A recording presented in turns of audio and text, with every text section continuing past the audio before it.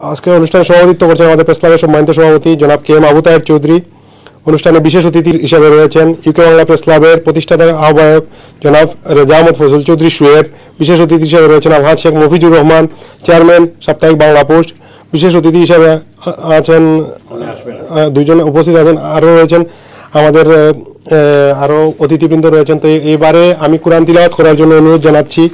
কোরআন তিলাওয়াতের মধ্য দিয়ে আমাদের অনুষ্ঠান শুরু হবে। কোরআন তিলাওয়াত করার জন্য অনুরোধ জানাচ্ছি শফিক মিয়াকে। সংবাদকর্মী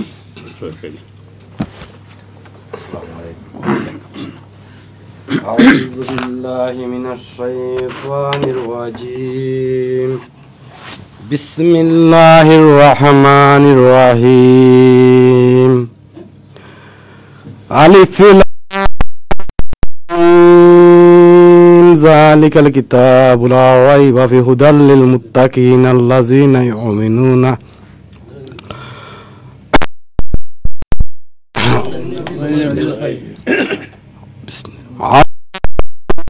ذلك الكتاب لا ريب فيه هدى للمتقين الذين يؤمنون بالغيب ويقيمون الصلاة ومما رزقناهم ينفقون أنزل إليك وما أنزل من قبلك ويقيمون صدق السلام عليكم. ধন্যবাদ। এবারে আমাদের প্রধান অতিথি মহোদয়কে ফুলের তোড়া দিয়ে বরণ করে নেওয়ার জন্য অনুরোধ জানাচ্ছি ইউকে বাংলা প্রেস ক্লাবের অন্যতম সহসভাপতি খান জামাল ভাই, আমাদের যোগাযোগ সম্পাদক আফসর উদ্দিন ভাই, যুগ্ম সাধারণ সম্পাদক আজিজুল আম্বিয়া ভাইকে আমাদের প্রধান অতিথিকে ফুলের তোড়া দিয়ে বরণ করে নেওয়ার জন্য অনুরোধ জানাচ্ছি। আফসর ভাই কই?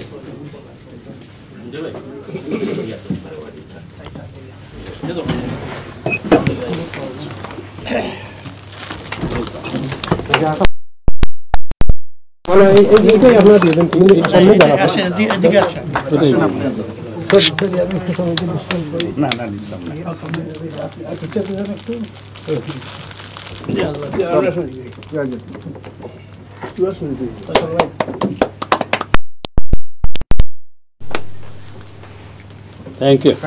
এবারে আমাদের প্রেস ক্লাবের প্রথম যুগ্ম সাধারণ সম্পাদক এনটিভি ইউরোপিয়ান নিউজ এডিটর জনাব আব্দুর রশিদ ভাই, প্রেস ক্লাবের সম্মানিত ট্রেজারার আমাদের সংগঠক কমিটির প্রতিনিধি সাইদুল ইসলাম ভাইকে ফুলের তোড়া দিয়ে মাননীয় প্রধান অতিথি মহোদয়কে বরণ করে নেওয়ার জন্য অনুরোধ জানাচ্ছি।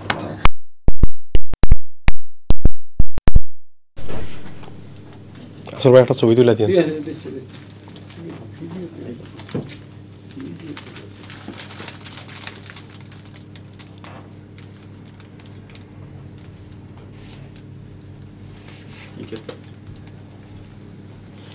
ধন্যবাদ। এবারে আমাদের সেমিনারের যে বিষয় বিলেতে বাংলা সাংবাদিকতা সংকট ও সম্ভাবনা। আপনারা জানেন যে তৃতীয় বাংলায়, প্রথম বাংলা যদি আমরা বাংলাদেশকে ধরি, দ্বিতীয় বাংলা যদি ভারতকে ধরি, তৃতীয় বাংলায় সাংবাদিকতার একটি বিকশিত ইতিহাস রয়েছে। সেই ইতিহাস, সম্ভাবনা এবং সংকটের বিষয় নিয়ে আজকে আমাদের যে মূল প্রবন্ধ সেটি এখন পাঠ করবেন বিলেতের অন্যতম প্রবীণ সাংবাদিক জনাব রহমত আলী ভাই। ওনাকে ওনার মূল্যবান এই মূল প্রবন্ধ উপস্থাপন করার জন্য বিনীত অনুরোধ জানাচ্ছি।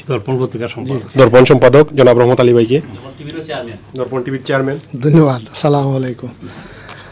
আসলে অনলাইন দেখায় অনেক কিছুর চেয়ারম্যান, পরিচালক, ডিরেক্টরও আছে, কিন্তু সুহেব ভাই লেখান যদি চ্যানেল আই চালাইল ওইতো তাইলে বোঝা গেল না কত দাম কত। ধন্যবাদ আপনারা সবাইকে। আমি আসলে সংক্ষিপ্ত সময়ের মাঝে কিছু বক্তব্য আপনারা সামনে উপস্থাপন করব। তার বাইরে হওয়ার পরে আমি চিন্তা করলাম যে একটা প্রেজেন্টেশন হওয়ার দরকার, এবং অন্ততপক্ষে আমরা প্রধান অতিথি আজকে যিনি আছেন উনি তো অবশ্যই জানেন, কিন্তু এরপরেও আমাদের ভিতরের কিছু খবর এগুলা ওনার জানার দরকার। তো আমি সেই হিসাবে কিছুটা লিখেছি, হয়তো ভালো হবে না, কিন্তু তবুও একটা আইডিয়া পাওয়া যাবে যে আমরা কোন অবস্থানে আছি। আজকের সভার সম্মানিত সভাপতি, বিশেষ অতিথি আমার মহিজ ভাই, আমাদের প্রধান অতিথি যিনি কিছুদিন আগে মাননীয় প্রধানমন্ত্রীর সফরসঙ্গী হিসাবে এসেছিলেন এই দেশে, এবং আরও সম্বর্ধনা উনি পাচ্ছেন, আরও পাবেন, সিলেটের গৌরব জনাব দুলাল আহমদ চৌধুরী সাহেব, উনাকে ধন্যবাদ জানাই। সুয়েব ভাইয়ের কথা তো আর বলা না বলা সমান, কারণ এখন আমাদের সবার সামনে আছেন অন্যান্য অতিথিবৃন্দ। আসসালামু আলাইকুম।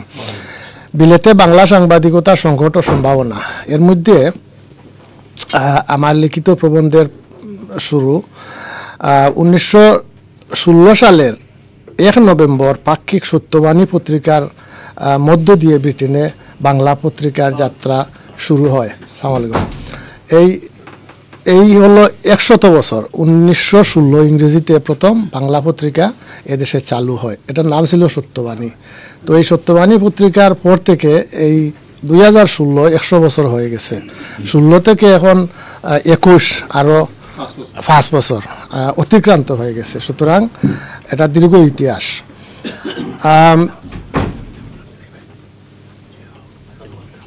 তবে 100 বছরে প্রিন্ট মিডিয়ার যতটুকু বিস্তৃতি ঘটেছে তার চাইতে বেশি বিস্তৃতি ঘটেছে 2016 থেকে 2021 পর্যন্ত ইলেকট্রনিক এবং অনলাইন মিডিয়ার। বাকি 100 বছর যদি আমরা বাদ দিইতে এই 5 বছরে যা বাড়ছে আর কি অনলাইন আর ইলেকট্রনিক মিডিয়া, বিগত 100 বছরেও তা বাড়ছে না। বর্তমানে প্রিন্ট ও ইলেকট্রনিক মিডিয়ার সংখ্যা উল্লেখ করা গেলেও অনলাইন মিডিয়া কতটি আছে তা হয়তো কারো কাছে নেই।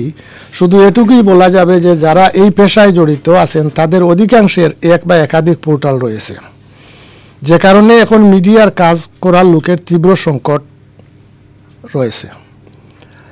অন্য কথায় মিডিয়া কর্মীদের এখন বিরাট ডিমান্ড বলা যায়। কিন্তু এ সমস্ত পোর্টাল চালাতে গিয়ে কে কতটুকু লাভবান হচ্ছেন তা কেবল সংশ্লিষ্টরাই বলতে পারবেন। এই তো গেল কর্মী সংকটের কথা। এবারে আসা যাক অর্থনৈতিক বিষয়ের কথা। সবার জানা সংবাদপত্র বা সংবাদ মাধ্যমের প্রাণ হচ্ছে বিজ্ঞাপন, কিন্তু সেটি এখন এমন এক পর্যায়ে এসে পৌঁছেছে যে কোনো একটি বিজ্ঞাপনের জন্য বারবার ধর্ণা দিয়েও কেউ তাতে এগিয়ে আসে না, বরং বিজ্ঞাপনদাতারা বিরক্ত অনুভব করে। তবে তারা তাদের পাবলিসিটি কিন্তু ঠিকমতোই চায়। তবে এক্ষেত্রে যা আসে তা কেবল ইলেকট্রনিক মিডিয়ায় চলে যায়, প্রিন্ট বা অনলাইন মিডিয়ায় তা শূন্যের কোটায় আছে। এমতাবস্থায় এভাবে কতদিন চলবে তা বলা যাচ্ছে না। এবারে পাঠক সম্পর্কে কিছুটা আলোকপাত করা প্রয়োজন। সবাই জানেন ভিন্ন সংস্কৃতির এ সমাজে বাংলা ভাষা একটি বিশেষ স্থান দখল করে থাকলেও এর বিকাশ হচ্ছে না। এর বিভিন্ন কারণ রয়েছে। একদিকে বাংলা চর্চার অভাব, অন্যদিকে এর পৃষ্ঠপোষকতা রয়েছে দারুণ অনীহা। দিনে দিনে এগুলি এতই সংকুচিত হয়ে পড়ছে যে এখন আর তা আগানো তো দূরের কথা, যা আছে তাও যেন অস্তিত্বহীন হয়ে পড়তে বসেছে। এখানে বাংলা চর্চার যে সুযোগ ছিল তা বন্ধ করে দেওয়া হয়েছে। এমতাবস্থায় শুধুমাত্র যারা দেশ থেকে আসছেন তারাই এখন এগুলির পাঠক। নতুন প্রজন্মের কাউকেই এখন আর বাংলা চর্চায় খুঁজে পাওয়া যায় না। তাই দিনে দিনে শুধু তা ক্রমেই বাড়ছে। সম্ভাবনার সৃষ্টি হয় সুযোগ থেকে, কিন্তু এই সুযোগ আগামীতে কীভাবে আসবে তা বলা মুশকিল। কারণ বিলাতে বাংলা সাংবাদিকতাকে একটি শক্ত ভিত্তির উপর দাঁড় করানোর জন্য অতীতে যে পরিকল্পনা এবং আর্থিক অবকাঠামোর বিনিয়োগ প্রয়োজন ছিল তা হয়নি, তাই বর্তমানেও তা দৃশ্যমান হয় না। এই ধারাবাহিকতাই সম্ভবত সাংবাদিকতা পেশা এবং সংবাদপত্র প্রকাশনা ব্যবসায় আসন্ন ঝুঁকি নির্ধারণে এবং সেই ঝুঁকি মোকাবেলায় করণীয় নির্ধারণে সহ ভবিষ্যৎ কর্মপরিকল্পনা গ্রহণ করতে ব্যর্থ হয়েছেন এই খাতের উদ্যোক্তারা। এখানে সংবাদপত্রসেবী যারা আছেন তারা যদি কোনো বিশেষ পদক্ষেপ গ্রহণ করেন অথবা সরকারি পর্যায়ে কোনো অর্থনৈতিক পরিকল্পনা গ্রহণ করা হয় তবেই কোনো আশার আলো দেখা যেতে পারে, অন্যথায় সে আশা দুরাশাই রয়ে যাবে। এখানে ভালো সাংবাদিক সৃষ্টিরও কোনো সুযোগ নেই। যারাই আছেন তারা শুধু সেই চিরাচরিত দ্বারা এই কাজ চালিয়ে যাচ্ছেন। এতে এর মান ক্রমেই নিচের দিকে যাচ্ছে। অথচ বর্তমান যুগের উপযোগী ও চাহিদা সম্পন্ন সংবাদকর্মী সৃষ্টির কোনো ব্যবস্থা বা সুযোগ কোনোটিই নেই। এর ফলে পাঠকদের আগ্রহ সংবাদপত্রের প্রতি দিনের পর দিন কমে যাচ্ছে। আর যদি পাঠকদের আগ্রহ কমে যেতে থাকে তবে সংবাদপত্র কারা পড়বে বা কারা শুনবে এ সমস্ত মিডিয়ার বাণী। বিলেতের বাংলা ভাষাভাষী পাঠকের এখন আর সেকেন্ড হ্যান্ড তথ্য চায় না, অথচ বাংলা সংবাদপত্রগুলির অধিকাংশ পাতা জুড়ে এখন প্রাধান্য পায় বাংলাদেশের সংবাদ, আন্তর্জাতিক সংবাদ ও সংবাদ বিশ্লেষণধর্মী কিছু লেখা। আর ইলেকট্রনিক মিডিয়া থাকে গতবাদা অনুষ্ঠানমালা। ক্রিয়েটিভ বা সৃষ্টিধর্মী অনুষ্ঠানমালার খুবই অভাব রয়েছে নানা সীমাবদ্ধতার কারণে। তবে এই জন্য প্রথমেই সংবাদপত্রগুলো থেকে কমিয়ে ফেলতে হবে সেকেন্ড হ্যান্ড ইনফরমেশন।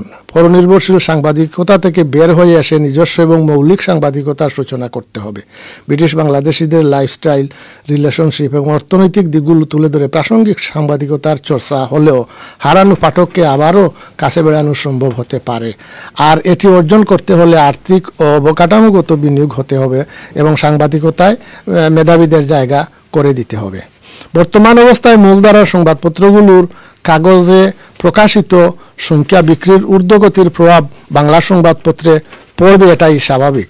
তবে ব্রিটেনে এথনিক জনগোষ্ঠী বাড়ছে তাদের ক্রয় ক্ষমতাও। সুতরাং বাংলা সংবাদপত্রের বাজারে কোনো আছে থাকবে আরও অনেক বছর, যদি এক্ষেত্রে মাধ্যমকে অধিক সংখ্যক পাঠকের কাছে নিয়ে যাওয়া যায় এবং সরকারি ও বেসরকারি বিজ্ঞাপনের মাধ্যমে সংবাদপত্রের রাজস্ব অর্জন করা সম্ভব হয়। তবে ব্রিটেনের অন্যান্য এলাকার কথা বাদ দিলেও বাঙালি অধ্যুষিত টাওয়ার হ্যামলেটসে এ ব্যাপারে কিছু পদক্ষেপ গ্রহণ করলে হয়তো সে সুযোগ পাওয়া যেতে পারে। তার মধ্যে রয়েছে স্থানীয় কাউন্সিল ল্যাঙ্গুয়েজ সার্ভিসে যে কারণে সহযোগিতা করতে পারছে না তার একটি পরিষ্কার ধারণা পাওয়ার দরকার, যার মাধ্যমে শতকরা যত পার্সেন্ট খাট হয়েছে তা পূর্ণ করতে বিকল্প ব্যবস্থা তৈরি করা। সম্ভব হলে স্থানীয় বাংলাদেশ হাইকমিশনকে দায়িত্ব নিয়ে কাজ করতে হবে। আর শুধুমাত্র আলোচনা সভার মাধ্যমে শেষ না করে এর বাস্তবায়ন পর্যন্ত কাজ করতে হবে। সাথে সাথে স্থানীয় কাউন্সিলগুলির সাথে বাংলাদেশ হাইকমিশনের একটি রোডম্যাপ তৈরি করতে হবে। কোন কোন খাতে ভর্তুকি এবং শিক্ষক এবং শিক্ষার্থীদের সাথে সমন্বয় করে মূল কারণ জেনে নিতে হবে। এর সাথে ব্রিটেনের এডুকেশন মন্ত্রণালয়ের সাথে হাইকমিশন ও বাংলা ভাষাকে ব্রিটেনের স্কুলগুলির অন্যান্য দেশের ভাষার মতো বাংলা ভাষাকে অন্তর্ভুক্ত করানোর জন্য কাজ করতে হবে। কারণ ইতালিয়ান ভাষা সহ অন্যান্য ভাষা ও কিছু কিছু স্কুলে আছে এবং এখনও কাউন্সিলের সহযোগিতায় ভাষা শিক্ষা কার্যক্রম পরিচালিত হচ্ছে। তাই ইংরেজি ভাষার সাথে আরও একটি ভাষা শিক্ষার সুবর্ণ সুযোগ এখনও রয়েছে ব্রিটেনে, যদি যথাযথভাবে কাজ করা যায়। পরিশেষে এ ব্যাপারে যে আলোচনা করা হলো তা একটি সাধারণ পর্যবেক্ষণ ও পর্যালোচনার ভিত্তিতে আমার লেখা। এতে কোনো রিসার্চ বা কোনো তথ্যসূত্র সঠিক ভিত্তি আমার কাছে নেই। তাই সবাইকে বিষয়টির প্রতি সেভাবেই দৃষ্টিদানের অনুরোধ জানাচ্ছি। ধন্যবাদ সবাইকে আমার এই পড়াতে শোনার জন্য।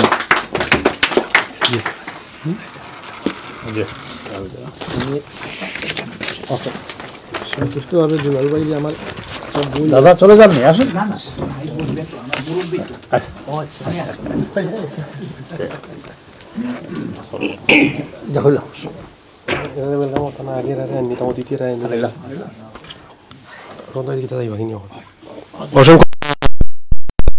বিলেতের প্রবীণ সাংবাদিক জনাব রহমত আলী সাহেবকে ওনার সময় স্বল্পতার মধ্যেও আজকের অনুষ্ঠানে যোগ দিয়ে মূল প্রবন্ধটি উপস্থাপন করার জন্য আমাদের ইউকে বাংলা প্রেস ক্লাবের পক্ষ থেকে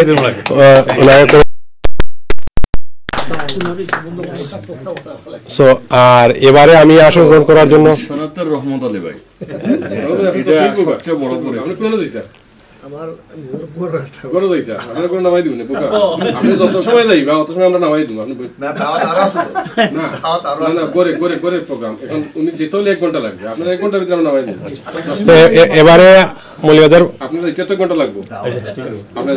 এবারে আমি বিশেষ অতিথির আসন গ্রহণ করার জন্য অনুরোধ জানাচ্ছি আমাদের প্রেস ক্লাবের সহসভাপতি বাবু বিপ্লব কুমার পোদ্দার। এবার আমি বিশেষ অতিথির আসন গ্রহণ করার জন্য অনুরোধ জানাচ্ছি মৌলভীবাজারের যখন চিফ বিবাদক আব্দুল শহীদ মৌলভীবাজারের পল্লী বিদ্যুতের পরিচালক ছিলেন, সেই সময়ে যিনি মৌলভীবাজার সদর উপজেলার কয়েকবার নির্বাচিত পরিচালক ছিলেন, সেই 80-র দশকে মৌলভীবাজারের বিশিষ্ট ব্যবসায়ী যুক্তরাজ্য সফররত জনাব এখলাসুর রহমান সাহেবকে এবং বিপ্লব দাকে বিশেষ অতিথির আসন গ্রহণ করার জন্য অনুরোধ জানাচ্ছি। তা আমাদের এবারে আমাদের সভাপতি মহোদয় স্বাগত বক্তব্য রাখবেন। ধন্যবাদ।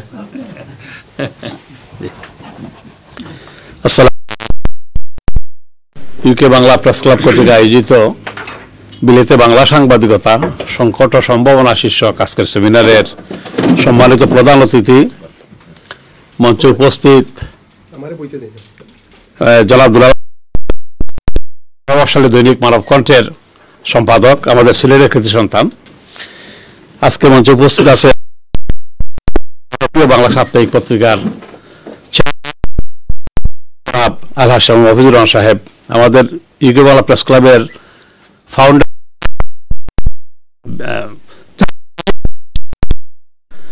বিশিষ্ট জনপ্রিয় প্রেজেন্টার বিশিষ্ট সাংবাদিক, আমাদের বিলাতে মুক্তিযুদ্ধের অন্যতম সংগঠক, প্রবীণ কমিটি নেতা আলাদ খোলামিয়া ভাই, আমাদের কমিটি নেতা জনাব এবং সাংবাদিক লেখক আমাদের এই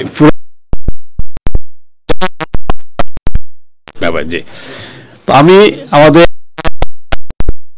সবাইকে অশেষ ধন্যবাদ জানাচ্ছি, আপনাদের কৃতজ্ঞতা প্রকাশ করছি। আমরা অত্যন্ত কৃতজ্ঞ আপনাদের কাছে। আজকে আমাদের রহমত আলী ভাই বিশিষ্ট সাংবাদিক, আমাকে এই দুলাভাই বলছেন বিশ্বনাথের রহমত আলী সবাই ছিলেন বাংলাদেশে। উনি শুরু করেছিলেন সাংবাদিকতা বিশ্বনাথ থেকে এবং হাটে শহর আলহামদুলিল্লাহ উনি সাংবাদিকতায় বিশ্বমাত করে চলছেন। থ্যাংক ইউ রহমত ভাই। এবং আমাদের কমিউনিটি অ্যাক্টিভিস্ট হাজি আব্দুল খালিক সাহেব, আমাদের কমিউনিটি অ্যাক্টিভিস্ট জনাব গজম্বর আলী, হাজি গজম্বর আলী সাহেব, আমাদের অ্যাক্টিভিস্ট শফিক মিয়া ভাই, আমাদের ইকেমার প্রেস ক্লাবের জয়েন্ট সেক্রেটারি আজিজুল আম্বিয়া, বিশিষ্ট সাংবাদিক এবং লেখক কবি, আমাদের সংগঠনের সহসভাপতি ভাইস চেয়ারম্যান খানজান নুর ইসলাম সাহেব, কমিটির নাম দুর্বশ সাহেব, আমাদের সংগঠনের কমিউনিকেশন সেক্রেটারি জনাব আফসরুদ্দিন ভাই সাংবাদিক, কবি কলামিস্ট এবং বাংলা জানাসে ইউকের সম্মানিত কামাল, আমাদের আছেন আমাদের সংগঠনের ট্রেজারার। আসলে ট্রেজারার আমরা লজ্জিত, আমাদের ট্রেজারার অর্থ সম্পাদক সাইদুল ইসলামকে ধন্যবাদ। আমার আঙ্কেল সিভিল সার্ভেন্ট জনাব কবির আব্দুল কলিম মুজাহিদ বাংলা মিশনের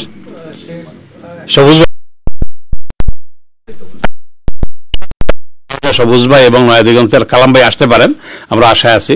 আমাদের সংগঠনের বিশিষ্ট সাংবাদিক সিলেটি অনলাইনের সম্পাদক জনাব আমিনুর রহমান, আমাদের চ্যানেলের স্পেশাল আমাদের কমিটি সম্মানিত নেতা জনাব রেজাউল করিম মৃধা ভাই, আমাদের জয়েন্ট সেক্রেটারি এনটিভির সাথে জড়িত বিশিষ্ট সাংবাদিক আব্দুর রশিদ, এবং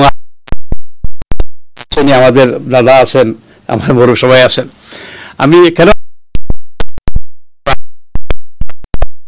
ধন্যবাদ জানাচ্ছি যে আপনারা আজকে এত ব্যস্ততা ওনার সম্মানিত আপনারা সবাই একত্রিত হয়েছেন। আমাদের যারা সংগঠনের ক্লাবের মেম্বার যারা এখনো অনেকে এসে পৌঁছান নাই, তারা আসতেছেন, তাদের কাম কাজ থাকার কারণে দেরি হচ্ছে, কিন্তু আপনারা করছে। সুপ্রিয় উপস্থিতি, ইউকে একটা জাতীয়ভিত্তিক একটা সংগঠন, সাংবাদিক সংগঠন। এখানে আমাদের লন্ডনবাংলা প্রেস ক্লাব আছে, বাংলা জার্নাল অ্যাসোসিয়েশন আছে, কিন্তু আমরা সবাই বিরুদ্ধে বিরোধ নিয়ে আমরা সবাই মিলেমিশে আমরা বাংলা সাংবাদিকতার বিকাশে এবং আমাদের প্রবাসীদের দুঃখ সুখ ব্যথা বেদনা হাসি কান্না ওগুলো আমরা তুলে ধরার চেষ্টা করি। সবচেয়ে আলোচনায় সূত্রপাত করেছে, অনেক সংকট আছে, অনেক সমস্যা আমাদের আছে। পূর্বপুরুষরা সংবাদযাত্রা শুরু হয়েছে, আজকে 2021 সাল, 16 সাল হয়েছে 100 বছর। এখন দেখেন 100 কত বছর হয়েছে আপনার হিসাব করে দেখেন, 105 বছর। তো আমরা যারা চলে আমাদের তাসিদুল আহমদ চৌধুরী, আমাদের অনেক মুরব্বী, আমাদের জাগরণ পত্রিকা ডাক্তার মুর্শেদ তালুকদার সাহেব, অনেক মুরব্বীরা আমাদের ছেড়ে চলে গেছেন। তারা নাই রুহের বাংলাদেশে বিকশিত করেছিলেন, বাংলাদেশের বিকাশ হয়েছে। আজকে এতটা আজকে চলছে, আজকে এখানে প্রায় হবে উইকলি পত্রিকা এখানে এগুলো বের হচ্ছে। জি থ্যাংক ইউ। আমাদের মোলা রফিক আমার সাহেব এসেছেন, আপনার খবর শুনে আপনাদের এলাকার কানাইঘাটের কৃতি সন্তান রফিক ভাই একটু বসে জানতো যে হয়ে গেছে। এটাই বলবো, আমরা বিকাশ করেছিলেন, আমরা এখন এটা চালিয়ে যাচ্ছি। আমাদের প্রায় সংবাদকর্মী এখানে কাজ করছেন,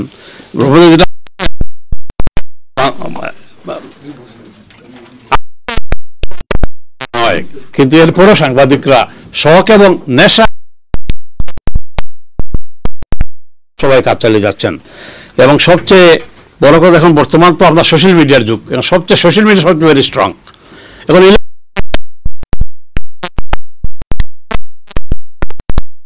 প্রোগ্রাম শুরু হয় না, কষ্ট করে মহিষ ভাই বলতে পারবেন এই যে বাংলা পোস্ট আমি দীর্ঘদিন ছিলাম এটার সাথে জড়িত, চিফ এডিটর ছিলাম বা অনেক পত্রিকার সাথে ছিলাম, যে কত সংকট, কত কষ্ট। তা আমাদের মুরব্বীরা এটাকে সেবা সংবাদপত্রের তাদের সময় 40,000 পাউন্ড দিয়ে বাংলা পোস্ট কিনি আমি আগের মালিকের কাছ থেকে। তবে মহিষ ভাই এখানে পত্রিকার পিছনে খরচ সমাজকে দিয়ে যাচ্ছেন। আমি যে সপ্তাহে 1,30,000 পাউন্ড দিয়ে আপনার ইউরো বাংলা পত্রিকা শুরু করেছিলাম, কিন্তু 3-4 সব পয়সা শেষ হয়ে গেছে লোকসান দিতে দিতে। শেষ পর্যন্ত মাত্র 23,000 পাউন্ড অ্যাকাউন্টে আছে, এখন হস্তান্তর বিক্রি করবে। তো এই অনেক পত্রিকা বের হয়েছে এখানে, সাপ্তাহিক বাংলা, উইকলি বাংলা, ইংলিশ, যেটা আমি ফাউন্ডার, এটা ছিল ফাউন্ডার ডাইরেক্টর, কিন্তু শেষ পর্যন্ত চালানো যায়নি। বাংলা এক্সপ্রেস এখানে বন্ধ হয়ে গেছে, সিলেটে সাপ্তাহিক অনেক পত্রিকা এখানে বন্ধ হয়েছে। এরপর সাংবাদিকরা এত মেহনত কষ্ট করে তারা সমাজ সেবা দিয়ে যাচ্ছেন। আমি অনুরোধ করবো আপনাদের যে এই যে আপনাকে আপনার সবচেয়ে পুরানো ঐতিহ্য সাপ্তাহিক জনমত, এখনো জনমত বেঁচে আছে, পুরানো পত্রিকা সাপ্তাহিক সুরমা এখনো বেঁচে আছে। এই যে জাতির জন্য আপনারা সহযোগিতা করবেন, পত্রিকা রেগুলার আপনারা নিয়মিত পাঠ করবেন, পড়বেন। আপনারা যারা ব্যবসায়ী আছেন আপনারা বিজ্ঞাপন দিবেন, দিয়ে বাংলা সাংবাদিককে বাঁচিয়ে রাখা দরকার। আমরা জানি আমাদের ছেলেমেয়েরা তারা বাংলা পড়তে পারে না, শুদ্ধ বাংলা, তারা বাংলা এখানে বাংলা এখানে এই টার্ম রেটসে যেটা, এবং আমাদের ছেলেরা পরিচিত তারা ছিল, এবং অনেক তারা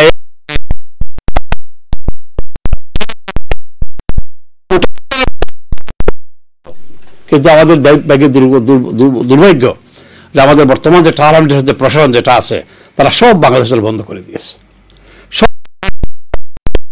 25 জন বাংলা শিক্ষক বেকার হয়ে পড়েছেন, এবং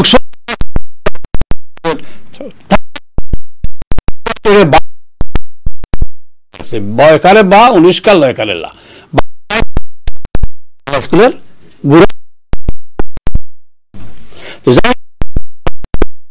আমরা চাই বিকাশ হোক, আমরা চাই বিলাতে সাংবাদিকদের বিকাশ হোক। আপনারা সবাই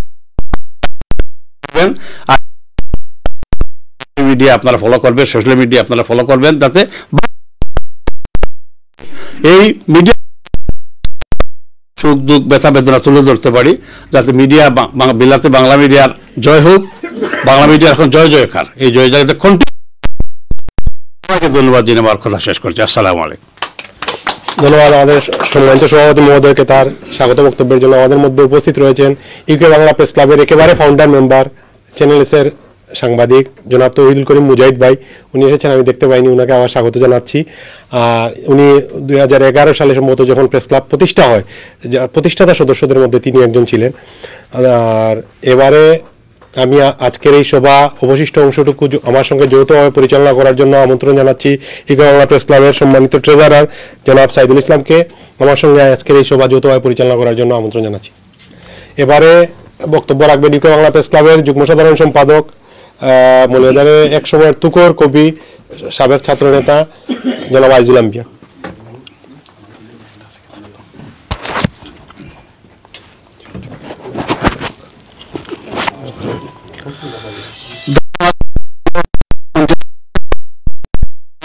মঞ্জুর আহমদ চৌধুরীর সাথে আমরা একসাথেই বেড়ে ওঠা, আজকে সবাই বিশিষ্ট বাঙালি কমিউনিটিতে যাকে এক নামেই চিনে, আল্লাহ করুক সেটা সবাই। এই ভদ্রলোককে আমরা সবসময় পেয়ে থাকি। সভাপতিত্ব করছেন কেম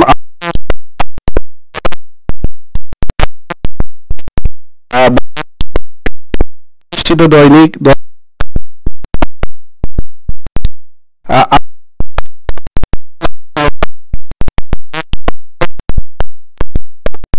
সময় নিচ্ছি না, শুধু এটুকু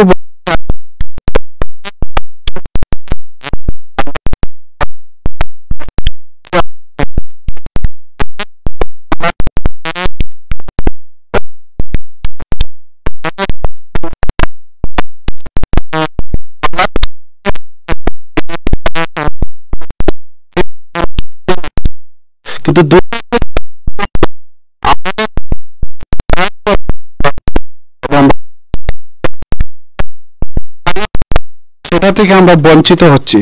তো প্রিয় সম্পাদক সাহেবকে অনুরোধ করব, আমি নিজেও কলাম লিখি, যা দিন বাংলাদেশ সময় এগুলাতে আসে আমার কলাম, কিন্তু অনেক সময় আমরা হেজিটেশনে ভুগি। প্রবাসীরা আমরা একটা লেখা বাংলাদেশে দেব, কোথায় দেব?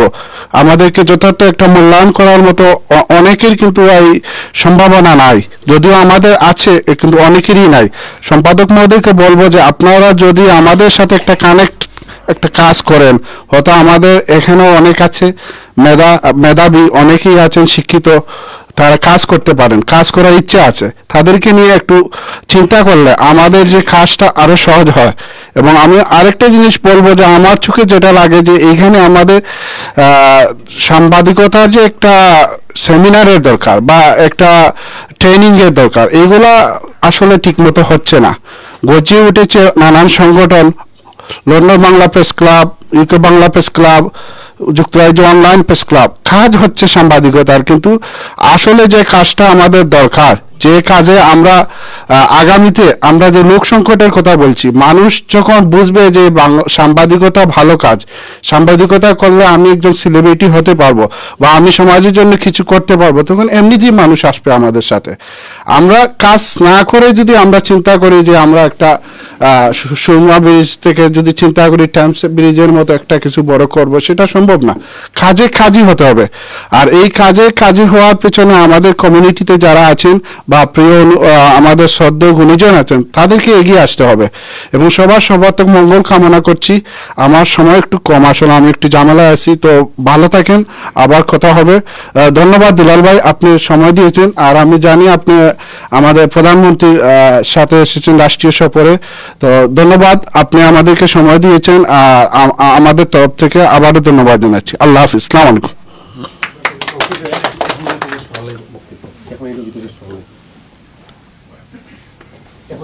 আসসালামু আলাইকুম। বিসমিল্লাহির রহমানির রহিম। ইউকে বাংলা প্রেস ক্লাব কর্তৃক আয়োজিত বিলেতে বাংলা সাংবাদিকতার সংকট ও সম্ভাবনা শীর্ষক সেমিনারের সম্মানিত সভাপতি, সম্মানিত প্রধান অতিথি সহ সবাইকে ধন্যবাদ জানাচ্ছি। শ্রদ্ধেয় অগ্রজ আমার বড় ভাই মুজিব আহমদ চৌধুরীকে আমাকে আজকের অনুষ্ঠানের বাকি অংশটুকু পরিচালনা করার সুযোগ দেওয়ার জন্য। এ পর্যায়ে সংক্ষিপ্ত বক্তব্য নিয়ে আসার জন্য আমি আহ্বান করছি ইউকে বাংলা প্রেস ক্লাবের যুগ্ম সাধারণ সম্পাদক ফখরুল ইসলামকে।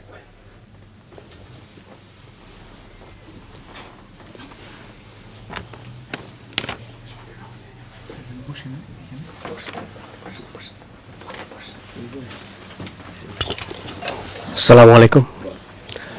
বিলাতি সাংবাদিকতা সংকট ও সম্ভাবনা বিষয়ে আজকের সবার সম্মানিত সভাপতি, উপস্থিত অতিথিবৃন্দ ও সুধীবৃন্দ, সবাইকে ধন্যবাদ।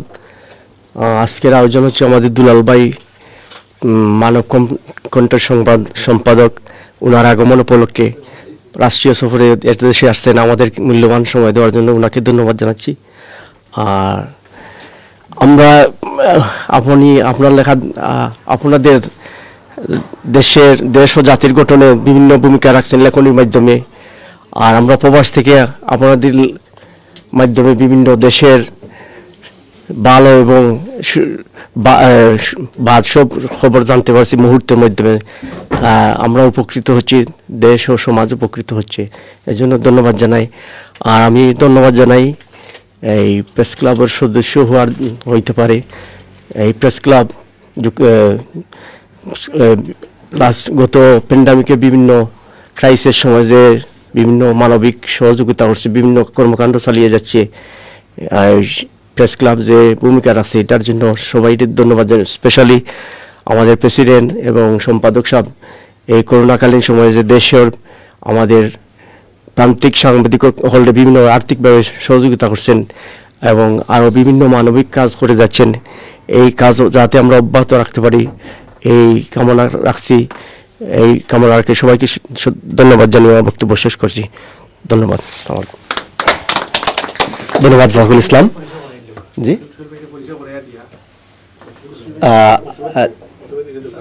ধন্যবাদ। আমাদের সাথে এইমাত্র এসে উপস্থিত হয়েছেন এই কমিউনিটির পরিচিত মুখ, বিশিষ্ট ব্যাংকার জনাব সৈয়দ সুহেল আহমদ ভাই। ধন্যবাদ আপনাকে আমাদের সাথে জয়েন করার জন্য। এ পর্যায়ে সংক্ষিপ্ত বক্তব্য দেওয়ার জন্য আহ্বান জানাচ্ছি কবি সাহিত্যিক শিহাবুজ্জামান কামাল।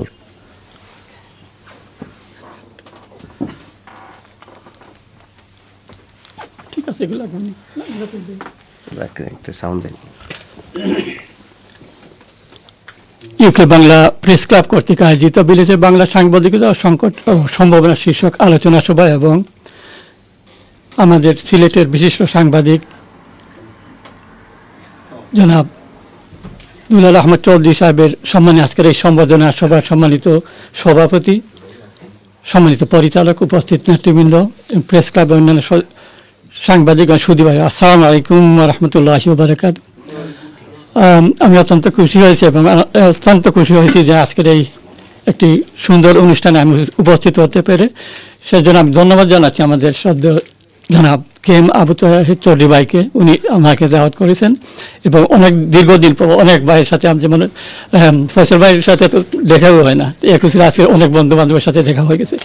আসলে আমরা এই আলোচনা শুনছি বিলেতে বাংলা সাংবাদিকতা ও সংকটের সম্ভাবনা। এর আগে আমি প্রথমে শ্রদ্ধার সাথে স্মরণ করেছি আমাদের মুরব্বীরা যারা এই বিলেতে প্রথম এসেছিলেন, তাদের অবদানের কারণে আমরা আজ এতটুকু এগিয়ে গেছি। আলহামদুলিল্লাহ আমরা বিলেতের বুকে আমরা একটা ছোটো মিনি বাংলাদেশ করতে পেরেছি। বিশেষ করে টাওয়ার 100 যে এলাকা, এটা তো আসলে জানেন একটি ছোটো একটি সিলেট একটি বাংলাদেশ অধ্যুষিত এলাকা। আলহামদুলিল্লাহ আমরা অত্যন্ত আনন্দের সাথে এটা এবং গর্ববোধ করছি। আমাদের এই প্রজন্মের অনেক ছেলেমেয়েরা আপনার পার্লামেন্ট আছে, কাউন্সিলে আছে এবং এদেশের মেন স্ট্রিমের সব সেক্টরে আমাদের ছেলেমেয়েরা আলহামদুলিল্লাহ উচ্চপদস্থ যারা আপনার বিভিন্ন পেশায় নিয়োজিত করছে এবং আমাদের দেশের প্রতিনিধিত্ব করছে এবং আমাদের মুখ উজ্জ্বল করছে। তো আমি আসলে আমি আমি শুনতে এসেছি আলহামদুলিল্লাহ যে আজকের এই অনুষ্ঠানে আমরা আপনার সাংবাদিক দুলাল সাহেবের কাছে শুনব।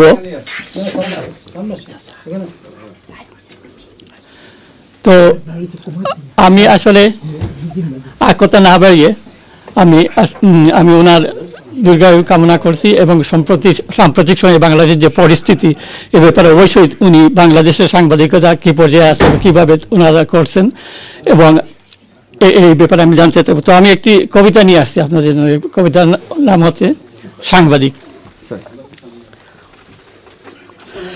সাংবাদিকটা জাতির বিবেক, সর্বজন স্বীকৃত, কিন্তু যে আজ এই পেশাটি চরম নিগৃহীত।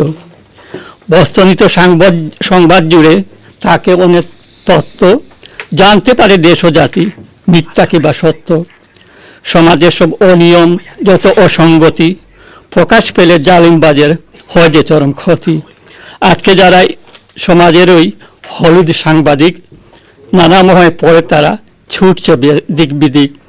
জাগতে হবে সবাইকে যে হতে সচেতন, দুর্নীতিবাজ স্বার্থের নেশি হয় যেন পতন। সবাইকে অনেক ধন্যবাদ। ধন্যবাদ। সুপ্রিয় উপস্থিতি, এই পর্যায়ে আমাদের মাঝে এসে উপস্থিত হয়েছেন বাংলাদেশের বহুল প্রচারিত দৈনিক নয়া দিগন্তের সাব এডিটর আবুল কালাম। ধন্যবাদ আপনাকে আমাদের সাথে যুক্ত হওয়ার জন্য। এটা আপনার জন্য, আপনি আসেন। না না দেখেন চলে আসেন।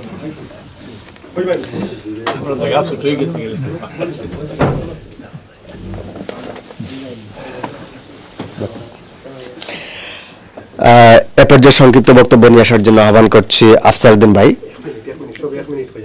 প্লিজ।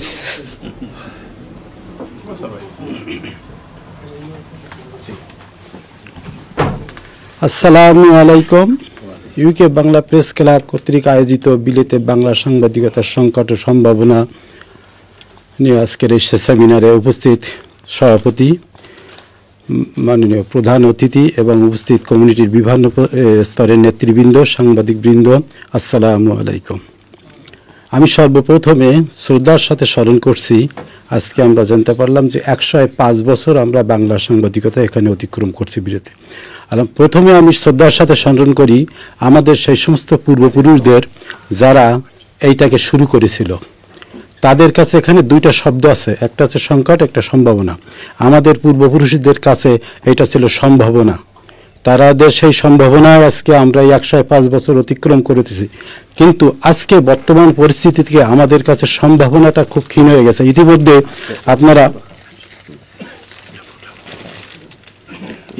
আপনারা বিভিন্নভাবে জানতে পেরেছেন যে আমরা বিলেতে বাংলা সাংবাদিকতার কত সমস্যার সম্মুখীন আছে। ইতিমধ্যে সাংবাদিকতা থেকে অনেকেই নিজেকে সরাই নিচ্ছে, অন্য অন্য পেশায় যাচ্ছে, কারণ অর্থনৈতিক ব্যাপারটা আপনারা রিপোর্টে জেনেছেন, আমি বিস্তারিত বলতে যাচ্ছি না। দ্বিতীয়ত আমাদের ইউকে বাংলা সভাপতি আমার শ্রদ্ধেয় বড় ভাই উনি বলছেন যে কমিউনিটি ল্যাঙ্গুয়েজ বন্ধ হয়ে গেছে। দ্যাট মিন আমাদের বাংলাদেশি যে ল্যাঙ্গুয়েজ আমাদের এখানে অনেক স্কুল ছিল, আমাদের ছেলেমেয়েরা লেখাপড়া করতো, তারা কিন্তু টোটালি বাংলা থেকে সরে দাঁড়াইছে, তাদের আর বাংলা শিক্ষা পাচ্ছে না। এবং আপনারা জানেন আমাদের যে প্রজন্ম এখানে যারা এখানে বর্ন অ্যান্ড বর্ডার, তারা কিন্তু বাংলার প্রতি তাদের আগ্রহ খুবই কম। তারা স্কুলে যেটা শেখে ইংলিশ শেখে, অতএব তাদের যেহেতু বাংলা আর প্রোভাইড হচ্ছে না, সেহেতু আমাদের পরবর্তী প্রজন্ম কিন্তু বাংলা থেকে দূরে সরে যাচ্ছে এবং বাংলাদেশের এই সম্ভাবনাটা আর থাকছে না, বাংলা ভাষার এই সম্ভাবনা তার থাকছে না, এখন সংকটের দিকে চলে যাচ্ছে। তাই আমি আমাদের আজকের এই উপস্থিতিকে অনুরোধ করব, বিশেষ করে আপনারা যদি সম্ভব হয় আমাদের দুলাল বা আহমেদ চৌধুরী সাহেব, যেহেতু নিজে সম্পাদক দৈনিক মানবকণ্ঠের, উনি যদি সরকারের কাছে এমন কোনো আবেদন করতে পারেন যে আমাদের এখানে যে হাইকমিশন আছে তার মাধ্যমে, বিশেষ করে বিলেতে যেহেতু এখানে তৃতীয় বাংলাদেশ বা আমরা দ্বিতীয় বাংলাদেশ বলি, আমরা ভারতকে যদি বাদ দিই, ক্যালকাটাকে বাদ দিলে আমরা এটাকে সবসময় দ্বিতীয় বাংলাদেশ বলি। এই দ্বিতীয় বাংলাদেশের আমাদের প্রজন্মকে, আমাদের সন্তানদেরকে আমাদের রুটের সাথে পরিচয় রাখার জন্য আজকে যদি এখানে বাংলাদেশি কমিউনিটি থেকে স্কুল চালুর ব্যবস্থা করে সরকারি উদ্যোগে, কারণ এখানে আমরা দেখছি আমাদের আলো অনেকটা ক্ষীণ হয়ে গেছে, জানি না আমরা এই আলোকে আবার আলোকিত হতে পারবো কিনা, বাংলাদেশি কমিউনিটির ল্যাঙ্গুয়েজ আবার ফিরে আসবে কিনা, এটা আমাদের সম্ভাবনা খুবই কম। কিন্তু আমাদের সরকার যদি এটা করে তাহলে আমাদের পরবর্তী প্রজন্ম অন্তত তাদের রুটের সাথে সম্পর্ক রাখতে পারবে এবং সেটা আমাদের দেশের জন্য ভালো হবে, এখানে আমাদের পরবর্তী প্রজন্মের জন্য ভালো হবে। আরেকটা কথা আমি শেষ করছি, আমরা জানি সাংবাদিকতা সমাজের দর্পণ, সাংবাদিকরা জ্ঞানী এবং অভিজ্ঞ, কিন্তু বর্তমান পর্যায়ে বাংলাদেশের যে সাংবাদিকতা চলছে এটা নিয়ে আমি কিছু তেমন কোনো সমালোচনা করতে চাই না। তবু আজকের প্রধান অতিথিকে আমি বলবো অন্তত একটা ব্যালেন্স থেকে, এখানে দুইজন সিনিয়র সাংবাদিক আছেন, আমার খুবই পরিচিত ব্যক্তি আবুল কালাম ভাই এবং দুলাল আহমেদ চৌধুরী ভাইকে আপনাদেরকে অনুরোধ করবো, আপনাদের মাধ্যমে অন্তত আপনারা বা বাংলাদেশের সাংবাদিকতা যারা করতেছেন অন্তত একটা ব্যালেন্স রেখে সাংবাদিকতা করবেন। দয়া করে আপনাদের লেখা আমরা পড়ি, আমরা আপনাদের পত্রিকাগুলো পড়ি এবং সেখানে অনেক সময় দেখা যায় কিছু কিছু সাংবাদিক অন্ধ হয়ে তারা একটা সরকারকে বা একটা দলকে বা একটা জাতিকে বা একটা গোষ্ঠীকে তারা এমনভাবে সমর্থন দিয়ে যায় যেটা কোনো অবস্থায় বিবেকের কাছে এটা মেনে নেয় না। অতএব সাংবাদিকতা যে বিবেকের ব্যাপার, এখানে একটা প্রশ্ন থেকে যায়। অতএব আপনাদের কাছে অনুরোধ করব, আপনারা দেশে ফিরে যাবেন, আপনাদের যে সমস্ত সাংবাদিক সংগঠন আছে তাদেরকে অনুরোধ করবেন যে আমাদের লেখাগুলো বহির্বিশ্বে পড়ে এবং আমাদের অন্তত নিজেদের ব্যক্তিত্ব বজায়ের জন্য, আমাদের সাংবাদিকতার যে আদর্শ সেটা টিকিয়ে রাখার জন্য অন্তত একটা নীতি বজায় রেখে, একটা প্রিন্সিপালিটি বজায় রেখে যেন আপনারা লেখালেখি করেন। ধন্যবাদ সবাইকে। আসসালামু আলাইকুম। ধন্যবাদ আফসারউদ্দিন ভাই। এ পর্যায়ে আমাদের দৈনিক নয়াদিগন্তের সাব এডিটর, দৈনিক নয়াদিগন্তের সিনিয়র রিপোর্টার আবুল কালাম ভাইকে ফুল দিয়ে গ্রহণ করবেন আমাদের ইউকে বাংলা প্রেস ক্লাবের সম্মানিত সহ সাধারণ সম্পাদক ফখরুল ইসলাম ভাই। ওখানে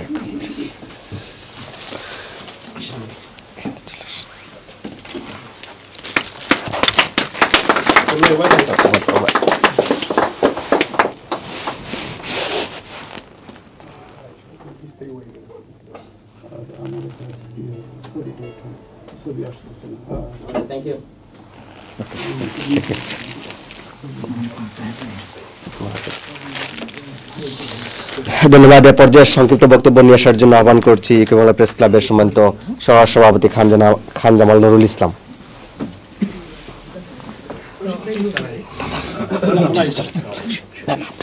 সংক্ষেপে আমরা প্রবাসী কিছু সমস্যা তারা লেখবা দেশ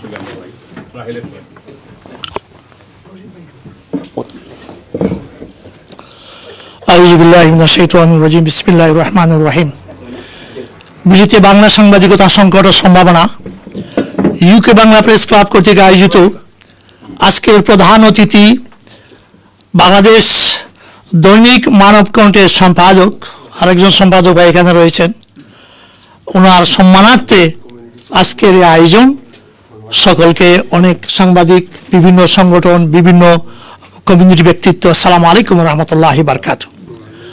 আমি আমার বক্তব্যের শুরুতেই একটা কথা না বললে না হয়, যেটি হলো সবাই এ কথাটি বলবে, তৃতীয় বাংলা খ্যাত 1 মিলিয়নের কাছাকাছি, সরকারি হিসাব মতো অনেক কম, 1 মিলিয়নের কাছাকাছি বাঙালি এখানে অবস্থান করে। আমরা খুবই কম না, 300 মানে সাংবাদিকরা এখানে কাজ করে, বিভিন্ন print media, electronics media, online এবং বিভিন্ন ধরনের। সেটি কোনো অংশেই কম নয়। 19 কোটি মানুষের মধ্যে যদি বাংলাদেশ হয়তো 1000 খানেক পত্রিকা, বিভিন্ন ধরনের বিভিন্ন কিছু রয়েছে, কিন্তু আমাদের এই কতগুলো যে 10টা এবং বা 7টা বলে গেলেন আমাদের তাহের ভাই, সেটি কোনো অংশে কম নয়। সেটি আমাদের অনেক বড় প্রাপ্য। আমরা এসেছি এখানে উন্নত জীবনের জন্য। আমাদের পূর্বপুরুষরা এসেছিলেন বলেই আজকে আমরা সাংবাদিকতায় অনেক উপরে চলে যেতে পেরেছি। আমাদের সাংবাদিকরা অনেকে, যেখানে বয়োজ্যেষ্ঠ একজন মুরব্বী অনেকের মধ্যে একজনই রয়েছেন, ওনাকে আমি এই জন্যই বলবো, 80 ঊর্ধ্ব বা 90 85 আরেকজন আমাদের মৌলানা সাহেব রয়েছেন। আপনাদের কাছে আমরা শিশু তুল্য। আপনাদের অনেক শ্রম পরিশ্রমের মাধ্যমে আমরা হাঁটি হাঁটি পা করে এতটুকু এসেছি। আমাদের সমস্যা হলো, বাংলাদেশ থেকে আমরা যে লিঙ্ক আপ করবো, যে ব্রিজটি তৈরি হবে Dhaka to London or Sylhet to London, যেহেতু এই দেশের 95% মানুষ ফ্রম সিলেট, আপনারা অনেক কিছু মাইন্ড করবেন না, স্ট্যাটিস্টিক্স তাই বলে। তাই যদি হয় তা আমরা মনে করব ঢাকা টু লন্ডন বা সিলেট টু লন্ডন, এখানে ব্রিজের খুবই প্রয়োজন। আমাদের মেইন স্ট্রিমের সাথে এখানে অনেক বয়োজ্যেষ্ঠ হোক আর যারা ইয়াংরা হোক, তারা মেইন স্ট্রিমের সাথে জড়িত। দুর্ভাগ্যবশত আমাদের অনেকেই আমরা যেতে পারিনি, কিন্তু আমাদের অনুজরা তারা চলে যাচ্ছে। রয়েছেন এখানে আমাদের আবু তাহের ভাই, ওনার 2টি সন্তান রয়েছে মেইন স্ট্রিমের সাথে জড়িত সাংবাদিকতার পেশায়। আমি আনন্দিত এবং গৌরবান্বিত। আমাদের অনেক সংকট রয়েছে, যেই সংকটটুকু সাংবাদিকরা, আমি এটাই বলতে চাই, আমরা রেমিটেন্স যোদ্ধা, আমরা প্রবাসী, কিন্তু বাংলাদেশের জন্য আমি আমার ভাষায় বলবো, আমরা সৎমায়ের সন্তান। আমরা দেশের স্বাধীনতা সংগ্রামে আমরা যথেষ্ট, আমাদের অনুজ অগ্রজ সবাই মিলিতভাবে অনেক অবদান রেখেছি। প্রথম অস্ত্র কেনার থেকে, প্রথম ফান্ডের থেকে আমরা অনেক অবদান রয়েছে আমাদের। কিন্তু আমরা এয়ারপোর্টে গেলে, বাংলাদেশে গেলে, আমাদের বিদেশি, আমি দেখেছি সিলেটে বিভিন্ন অঞ্চলে আমাদের বিদেশিরা এখান থেকে চলে গেছে, এদেরকে বলা হয়েছে দোকানে ঢুকবেন না, এখানে অনেক কিছুতে ঢুকতে পারবেন না আপনারা। আমরা কি অন্যায় করেছি? আমরা দেশকে গড়ে সাহায্য করেছি। আমরা এই দেশে এই যে এই ফুলে ফেপে অনেক উপরে চলে যাচ্ছে আমাদের সিংহভাগের বিভিন্ন ধরনের আমাদের পেট্রোডলার, কিন্তু আমরা কি করি? আমাদের ইজ্জত সম্মানের বড় অভাব। কেন অভাব? আমাদের যথাযথ মূল্যায়ন হচ্ছে না, টাকা ঠিকই যাচ্ছে। বিদেশিরা তাদের সমস্ত 5% বা 10% পয়সা রেখেও সমস্ত কিছু দেশে পাঠিয়ে দিচ্ছে। আমাদের রেমিটেন্স ইউরোপ, লন্ডন, আমেরিকা, অন্যান্য ফার্স্ট ওয়ার্ল্ড কান্ট্রি বা সেকেন্ড ওয়ার্ল্ড কান্ট্রি থেকে যেভাবে যাচ্ছে, দেশ অনেক কিছু এগিয়ে যাচ্ছে, কিন্তু আমাদের মূল্যায়ন হচ্ছে না। সাংবাদিক বন্ধুরা, আশা করি আপনারা এই কথাটুকু লিখবেন, কোনো কার্পণ্যতা করবেন না। আমাদের সমস্যা দিয়ে হলো আরও, তাহের ভাই বলে গিয়েছেন, এখানে এক সময় ছিল আমাদের বাংলা, এখানে ল্যাঙ্গুয়েজ শেখানো হতো, এখন আর হচ্ছে না। তাই আমাদেরকে অনেক কষ্টের মাধ্যমে সংকট এবং সম্ভাবনা, আমার আগে অগ্রজ এরা বলে গিয়েছেন সম্ভাবনা কথাটা, সংকটের কথাটা অত্যন্ত প্রকট। তবে হ্যাঁ, ল্যাঙ্গুয়েজের দিক থেকে যদি প্রকট হয়, মেইন স্ট্রিমের সাথে প্রকটের সম্ভাবনা আমি দেখছি না, আমি সম্ভাবনাই দেখছি। আমি আশা করব আমাদের এইখানে উপস্থিত অনেকের অনেক বক্তব্য আছে, সেই কথাটুকু বাংলাদেশে গিয়ে যেন ওনারা বাংলাদেশের পত্র পত্রিকায় আমাদের এই সুবিধা অসুবিধা, আমাদের সংকটের কথাটুকু ওনারা ব্যক্ত করতে পারেন, ওনারা লিখতে পারেন। বাংলাদেশ সরকার যেন আমাদের এই কথাগুলো অনুধাবন করেন। এই বলে আমি আমার বক্তব্য শেষ করছি। সালাম আলাইকুম রহমতুল্লাহি ওয়া বারাকাতুহু। Thank you. আমি অশেষ ধন্যবাদ জানাচ্ছি। আজকে আমাদের এনটিভি থেকে আমাদের রিহেল ভাই, TV1 থেকে আমার ভাই আসছেন, আর আমার আব্দুল কাদের মুরাদ ভাই বাংলা টিভি এবং আইএন টিভি থেকে আসছেন। মুরাদ ভাই কোথায়? এই আসেন। থ্যাংক ইউ, আপনাদের কৃতজ্ঞ। আমাদের অনেক প্রফেসর আব্দুল্লাহ ভাই আসছেন, আর অনেক জয়েন করতে আসবেন। তো আমরা বেশি লম্বা করবো না অনুষ্ঠান। আমাদের প্রধান অতিথি এবং আমাদের যে বিশেষ অতিথি তার বক্তব্য শুনবো আমরা। তো আপনারা একটু ধৈর্য ধরবেন, খাবারের ব্যবস্থা আমরা করে রেখেছি আপনাদের জন্য, খাবারও চলে আসতেছে ইনশাল্লাহ। তো আমি অনুরোধ করবো আমরা বেশি লম্বা নেব না, কি আপনারা একটু কষ্ট করে বসেন, আমরা কিছু শেষ করে ফেলবো। ধন্যবাদ। আমাদের মাঝে এসে উপস্থিত হয়েছেন বর্ণবাদ বিরোধী আন্দোলনের অন্যতম সংগঠক এবং ব্রিটেনের লেবার পার্টির প্রবীণ নেতা মোহাম্মদ লুকমান উদ্দিন, আপনাকে স্বাগত জানাচ্ছি আজকের এই অনুষ্ঠানে। এ পর্যায়ে সংক্ষেপে বক্তব্য নিয়ে আসার জন্য আহ্বান করছি ইউকে বাংলা প্রেস ক্লাবের সম্মানিত সহ সাধারণ সম্পাদক আব্দুর রশিদ।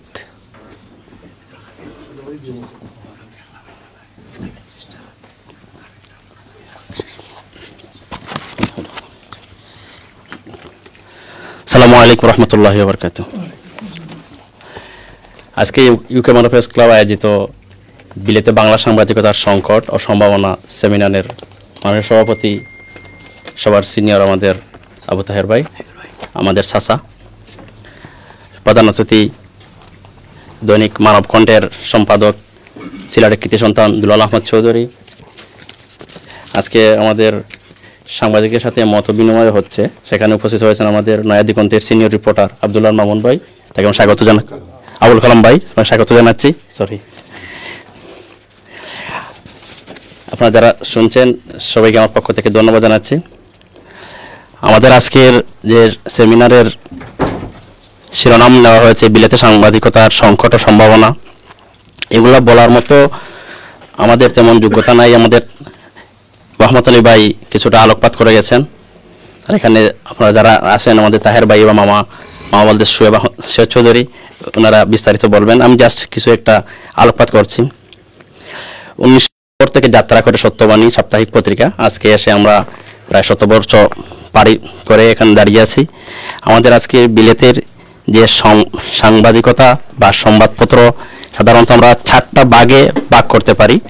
একটা ধরতে পারি বর্তমানে সবচেয়ে শক্তিশালী যেটা ইলেকট্রনিক্স মিডিয়া, আর একটা হচ্ছে আমাদের ইউকের মানে বাঙালির মধ্যে প্রিন্ট মিডিয়া, আর সবচেয়ে বেশি এখন যেটা প্রসার লাভ করছে, হয়তো শক্তিশালী হয়ে উঠতেছে অনেক জায়গায়, অনেকটা হচ্ছে না, সেটা হচ্ছে সোশ্যাল মিডিয়া বা যেটাকে আমরা বলতে পারি সহজ মিডিয়া, যেটা সহজভাবে যে কেউ এটার মাধ্যমে এটা সম্পাদন করতে পারে। আর একটা হচ্ছে আমাদের মেইন স্ট্রিম মাধ্যম, যেটাকে তো বিবিসি বা এই ইলেকট্রনিক মিডিয়া সবগুলা বা গার্ডিয়ান টেলিগ্রাফ যেগুলো ধরেন সবগুলো ধরে ওটা মেইন স্ট্রিম। কিন্তু আমাদের আজকে আলোচ্য হচ্ছে আমাদের বিলেতের বাংলা সাংবাদিকতা। আমাদের বাংলা সাংবাদিকতার যেগুলার জন্য সংকট যেটা হচ্ছে আমার দৃষ্টিতে, সেটা হচ্ছে আমাদের এই বাংলার সাংবাদিকতার নতুনত্বের অভাব দেখা দিচ্ছে। আগে যেখানে মানুষজন পত্রিকা টাকা দিয়ে কিনতো, এখন ফ্রি দিলেও সে পত্রিকা যাচ্ছে না। আমাদের ইসলাম মসজিদের সামনে পত্রিকা পড়ে থাকে, আগের মতো যেখানে টাকা দিয়ে কিনতো সেখানে টাকা দিয়ে ফ্রি দিলেও নিচ্ছে না, তো আগের মতো নয়, মানে ফ্রি দেওয়া হচ্ছে না। আর আমাদের সবচেয়ে সংকটের যে জায়গাটা, সেটা হচ্ছে আমাদের বাংলা ভাষার প্রসারে আমাদের উদ্যোগ জিনিসটা ধীরে ধীরে কমে আসতেছে। আমাদের সভাপতিভাবে একটা বলছেন যে বাংলাদেশের ছেলেমেয়েরা অনেকে বাংলায় কথা বলতে পারে না, এটাকে আমরা বলতে পারি আমাদের সবচেয়ে বড় সংকট, এটা আমাদের পারিবারিক সংকট। আমাদের এই দেশে যে বিশেষ করে আমাদের এই টাওয়ার হ্যামলেটসে বাংলা মাধ্যম চয়েস করা একটা অপশন থাকে আমাদের ছাত্রছাত্রীদের জন্য। অনেক ফ্যামিলিতে এই সুযোগটা তারা নেয় না, অনেকে কি করে সেই বাংলা মাধ্যমটা নিয়ে ওরা অন্য কোনো সাবজেক্ট নিয়ে নেয়। সেটা হয়তো অনেকে আবার এই দেশে ল্যাটিন শিখে, অনেকে ফ্রেঞ্চ শিখে, অনেকে আবার স্প্যানিশ শিখে, কেউ অনেকে বাংলা শিখে না। সেটা হচ্ছে আমাদের সবচেয়ে বড় সংকট, আমাদের পারিবারিক সংকট। এই সংকটটা যত প্রসার আমরা সংকটটা উত্তরণ করতে পারবো, এবং সেটাও আমাদের এই বাংলা সাংবাদিকতা বা সংবাদ মাধ্যমের একটা বড় সংকট। আমাদের এখানে আমি যেহেতু ইলেকট্রনিক মিডিয়ায় কাজ করি বা এই ব্যাপারে আমার একটু কথা বলতে যাচ্ছি। বর্তমানে আমাদের এখানে রয়েছে 7টা টিভি মাধ্যম, যেখানে যে টিভিগুলোর মধ্যে মাত্র 3টা টেলিভিশন যারা মূলত মানে বাংলা বিনোদন দেওয়ার চেষ্টা করে, তাদের মধ্যে চ্যানেল এস, এনটিভি বা এটিএন। বাকিগুলো যেগুলো রয়েছে আমাদের যেমন ধরেন দিন টিভি, আয়ন, ইকরা বাংলা, টিভি ওয়ান, এরা মূলত হয়েছে এরা টাকা তোলার জন্য টিভিগুলো এই দেশে প্রতিষ্ঠা লাভ করছে। এইগুলো হচ্ছে আমাদের আরেকটা সংকট। আমাদের টিভির গুণগত মান যেখানে আমরা বিচার তো অনেক দূরের কথা, সেখানে আমরা শুধু টাকা তোলার জন্য টিভি চালাচ্ছি। সেখানে মানে বাংলা ভাষা কি হলো, আমাদের বাংলা ভাষা কোথায় গেল, এটা নিয়ে আমরা কোনো বাবার সময় নাই, টাকা তুলতে পারলেই হলো। আবার অনেকে এটাকে ব্যঙ্গ করে বলে যে কয়রাতি চ্যানেল। আমি বেশি কিছু বলবো না। এখানে আমরা যখন বাংলা ইলেকট্রনিক মিডিয়া যখন শুরু হয়, সেখানে প্রথম দিকে আর এখানে রয়েছেন আমাদের মামা জানেন যে প্রথমে কত সম্ভাবনা নিয়ে ওরা শুরু করেছিলেন। আজকে এই মাত্র 20-22 বছরের ভিতরে আমাদের এই অবস্থা এই জায়গায় আসলো, সেটা আমাদের যে মামা একদম ভিতর থেকে সেটা দেখতেছেন। আপনাকে আশা করি যে মামাই ব্যাপারটা আপনাদের সবাইকে একটু হলেও বলার চেষ্টা করবেন। রহমতুল্লাহ ভাই একটা জিনিস বলেছেন, একটা যে অ্যাডভার্টের কথা, যে অ্যাডভার্ট ছাড়া যে কোনো সংবাদ মাধ্যম যে কোনো চ্যানেল চালানো সম্ভব না, সেটাও একটা কারণ। কিন্তু আমরা যখন কারো কাছে যখন অ্যাডভার্ট নিতে যাব বা আনতে যাব, তাকে তো আমার টিভি দেখানোর জন্য তাকে আমার কন্টেন্ট দিতে হবে, সে আমার টিভি দেখতে হবে, তারপরে টাকা দিবে। তাকে তো আমরা শুধু যদি অ্যাডভার্ট দেওয়ার, তাকে বলা মানে অ্যাডভার্ট দাও, আমার টিভি সে দেখলো না, সেই টিভিতে আরেকজন না দেখে, তাহলে তার অ্যাডভার্টেরও ফলপ্রসূ কিছু হবে না, তখন সেখানে অ্যাডভার্ট দিবে। সেই ব্যাপারটা আমার চেয়ে সবচেয়ে ভালো জানেন মামা, এখানে উপস্থিত আছেন। মামা অবশ্যই এটাকে আপনাদের আলোকপাত করবেন। আর যে সম্ভাবনা কথাটা, আমরা সবাই আশাবাদী মানুষ, শেষ পর্যন্ত আমরা আশা রাখতেই যাই, মানে শেষ মুহূর্তে আমরা আশা রাখবো, আশা করি সেই আশায় হয়তো আমরা একদিন জিতবো। সবাইকে ধন্যবাদ। ধন্যবাদ। এ পর্যায়ে সংক্ষিপ্ত বক্তব্য নিয়ে আসার জন্য আমি আহ্বান করছি ইউকে বাংলা প্রেস ক্লাবের সম্মানিত সহ সভাপতি এবং বাংলাদেশ প্রবাসী অধিকার পরিষদের কেন্দ্রীয় সাধারণ সম্পাদক সলিসিটর বিপ্লব কুমার পোদ্দার।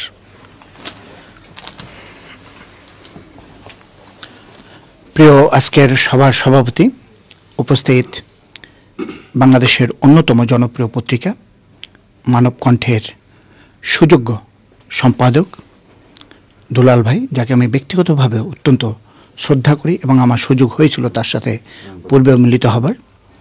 উপস্থিত শত ব্যস্ততার মধ্যেও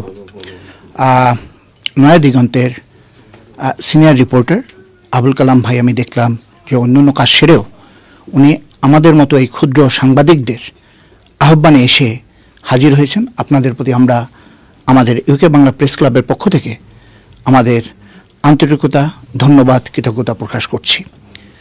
আজকে আমি সরাসরি চলে আসি যে আজকের বিষয়টা সংকট ও সম্ভাবনা। আসলে আমি কোনো সংকট দেখি না, আমি দেখি শুধু সম্ভাবনা।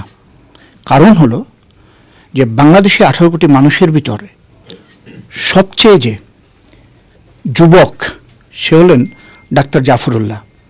উনি হয়তো সকালে কাউকে বলছেন একটা কথা, বিকেলে হয়তো একটা, সকালে এক পক্ষ ওনাকে সমর্থন করছেন, বিকেলে আবার আরেক পক্ষ সমর্থন করছেন, সেটা রিগার্ডলেস অফ এনিথিং, বাট তার ভয়েস আছে এবং সে ডায়ালাইসিস করে এসেও প্রেস ক্লাবের সামনে দাঁড়াতে পারে।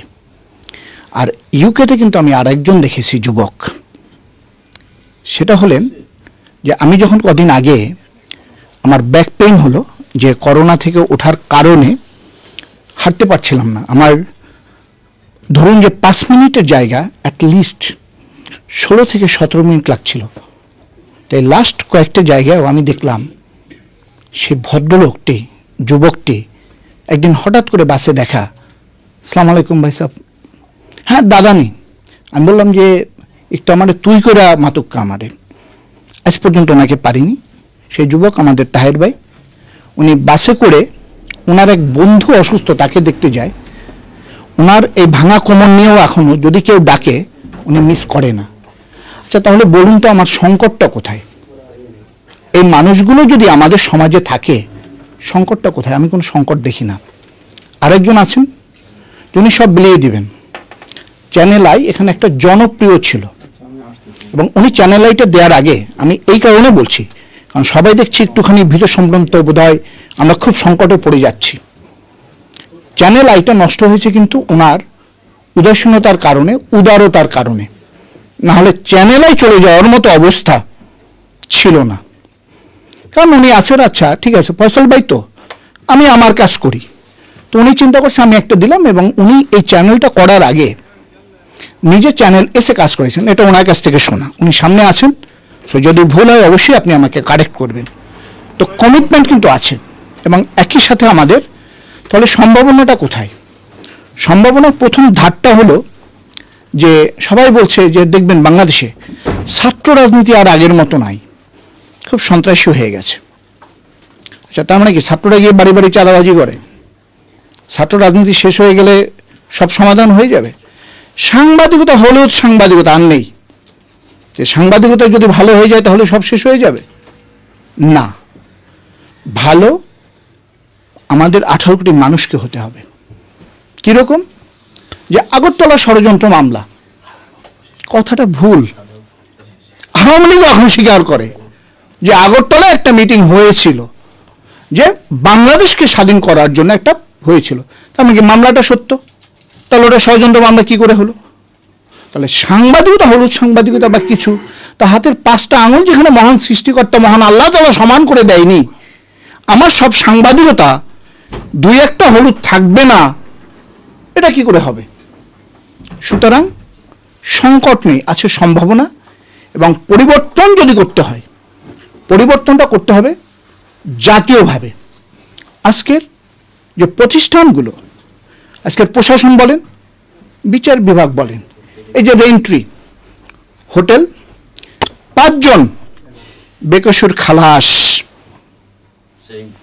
যে প্রধান বিচারপতি সিনা, যার কথায় পার্শ্ববর্তী যে আত্মীয় স্বজন আছে আমাদের দেশের, তারা থেকে শুরু করে বর্তমান প্রধানমন্ত্রী, আবার যখন উনি একটু রায় দিলেন বা একটু বঙ্গবন্ধুর নামে কিছু বললেন, তখন দেখলাম যারা তার সমালোচনা করছে তারাও বলছে না না না না, প্রধান বিচারপতির বিরুদ্ধে এটা। তখন সমস্যাটা কাদের? সাংবাদিকদের? না, সমস্যাটা হলো বাংলাদেশে এখন রাজনীতিহীন, রাজনীতি শূন্য একটি রাষ্ট্র চলছে। সেই রাজনীতিকে ফিরিয়ে আনার জন্য সম্ভাবনা হলো, মেইন দ্বার হলো যে আজকের সাংবাদিকতা। এবং আমরা বিশ্বাস করি আজকে আর সময় না নেই, যে দুলাল ভাইরা যখন এই যুগের দায়িত্ব নিয়েছেন, তাহের ভাইরা যখন আমাদের দেশের এই ইউকের দায়িত্ব নিয়েছেন, কালাম ভাইরা যখন প্রধানমন্ত্রীর সফরে এসেও, দুলাল ভাই যখন 12 জন শিষ্য সংবাদ সন্ত্রাসীর পাশে বসেও মিটিং করতে পারে, এর থেকে সাহসী আর কি হতে পারে? সুতরাং কোনো সংকট নেই, ইনশাল্লাহ আমাদের সমাধান হবে, ইনশাল্লাহ আমাদের সমাধান হবে, আমরা জয়ী হব। ধন্যবাদ সবাইকে। ধন্যবাদ শ্রদ্ধেয় দাদাকে।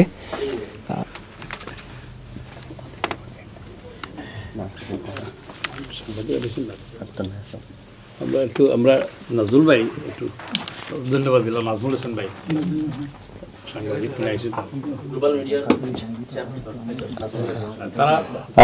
তারা হালকে দিই থাকি তো, তারা ফ্লাইট হালকে, আমরা কালাম ভাই দিই থাকি সারা, তো আমরা কালাম ভাই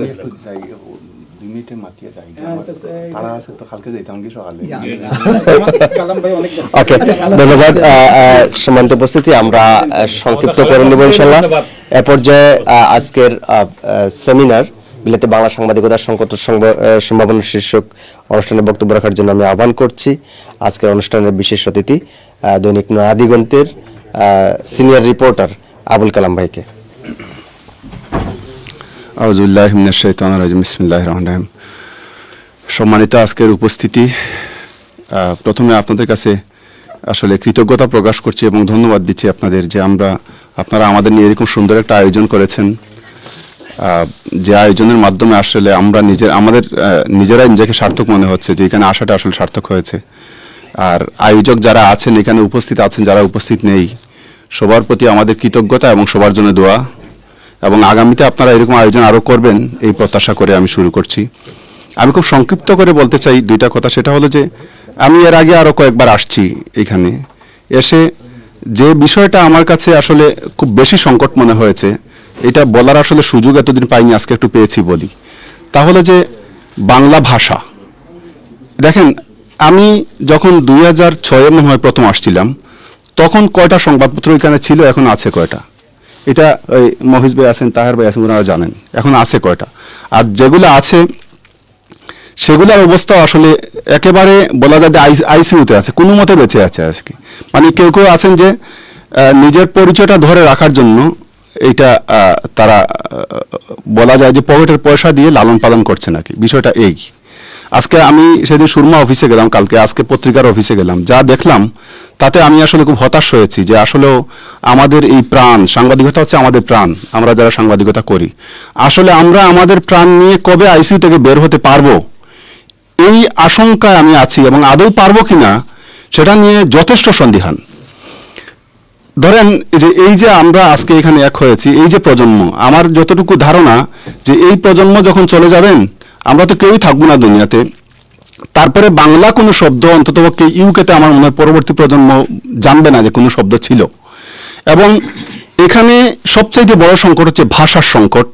আপনি দেখেন যে একটা সন্তান যখন আস্তে আস্তে সে ছোট থেকে বড় হয়, আমাদের মা বাবা দাদা দাদি যারা আছেন বা যারা ছিলেন, আমরা যেহেতু বাংলাদেশে, আমাদের আসলে একান্নবর্তী পরিবারে আমরা অভ্যস্ত বেশি, যে ওই বাচ্চাদের সাথে খেলাধুলা করে তাদের সাথে প্রাণ খুলে কথা বলেন। যারা বয়স হয়ে যায় তারা নাতি নাতনিদের সাথে সবচাইতে আনন্দের সময়টা আসলে শেয়ার করেন।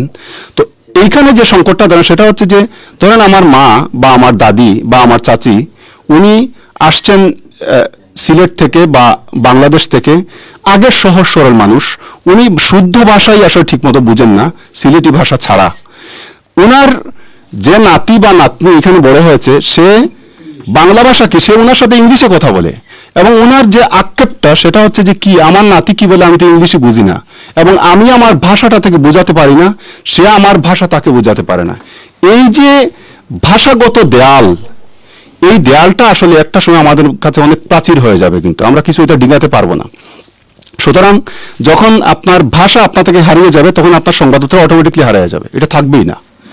এজন্য মূল ঠিক রাখলে সব ঠিক থাকবে। আজকে যদি তারা বাংলা ভাষা শিখে তাহলে সে একদিন মনে করবে যে আমার বাংলা ভাষা, আমার তো একটা বাংলা পত্রিকা আছে, তো সেটাকে আমার ভাষার স্বার্থে আমাকে ধরে রাখা উচিত।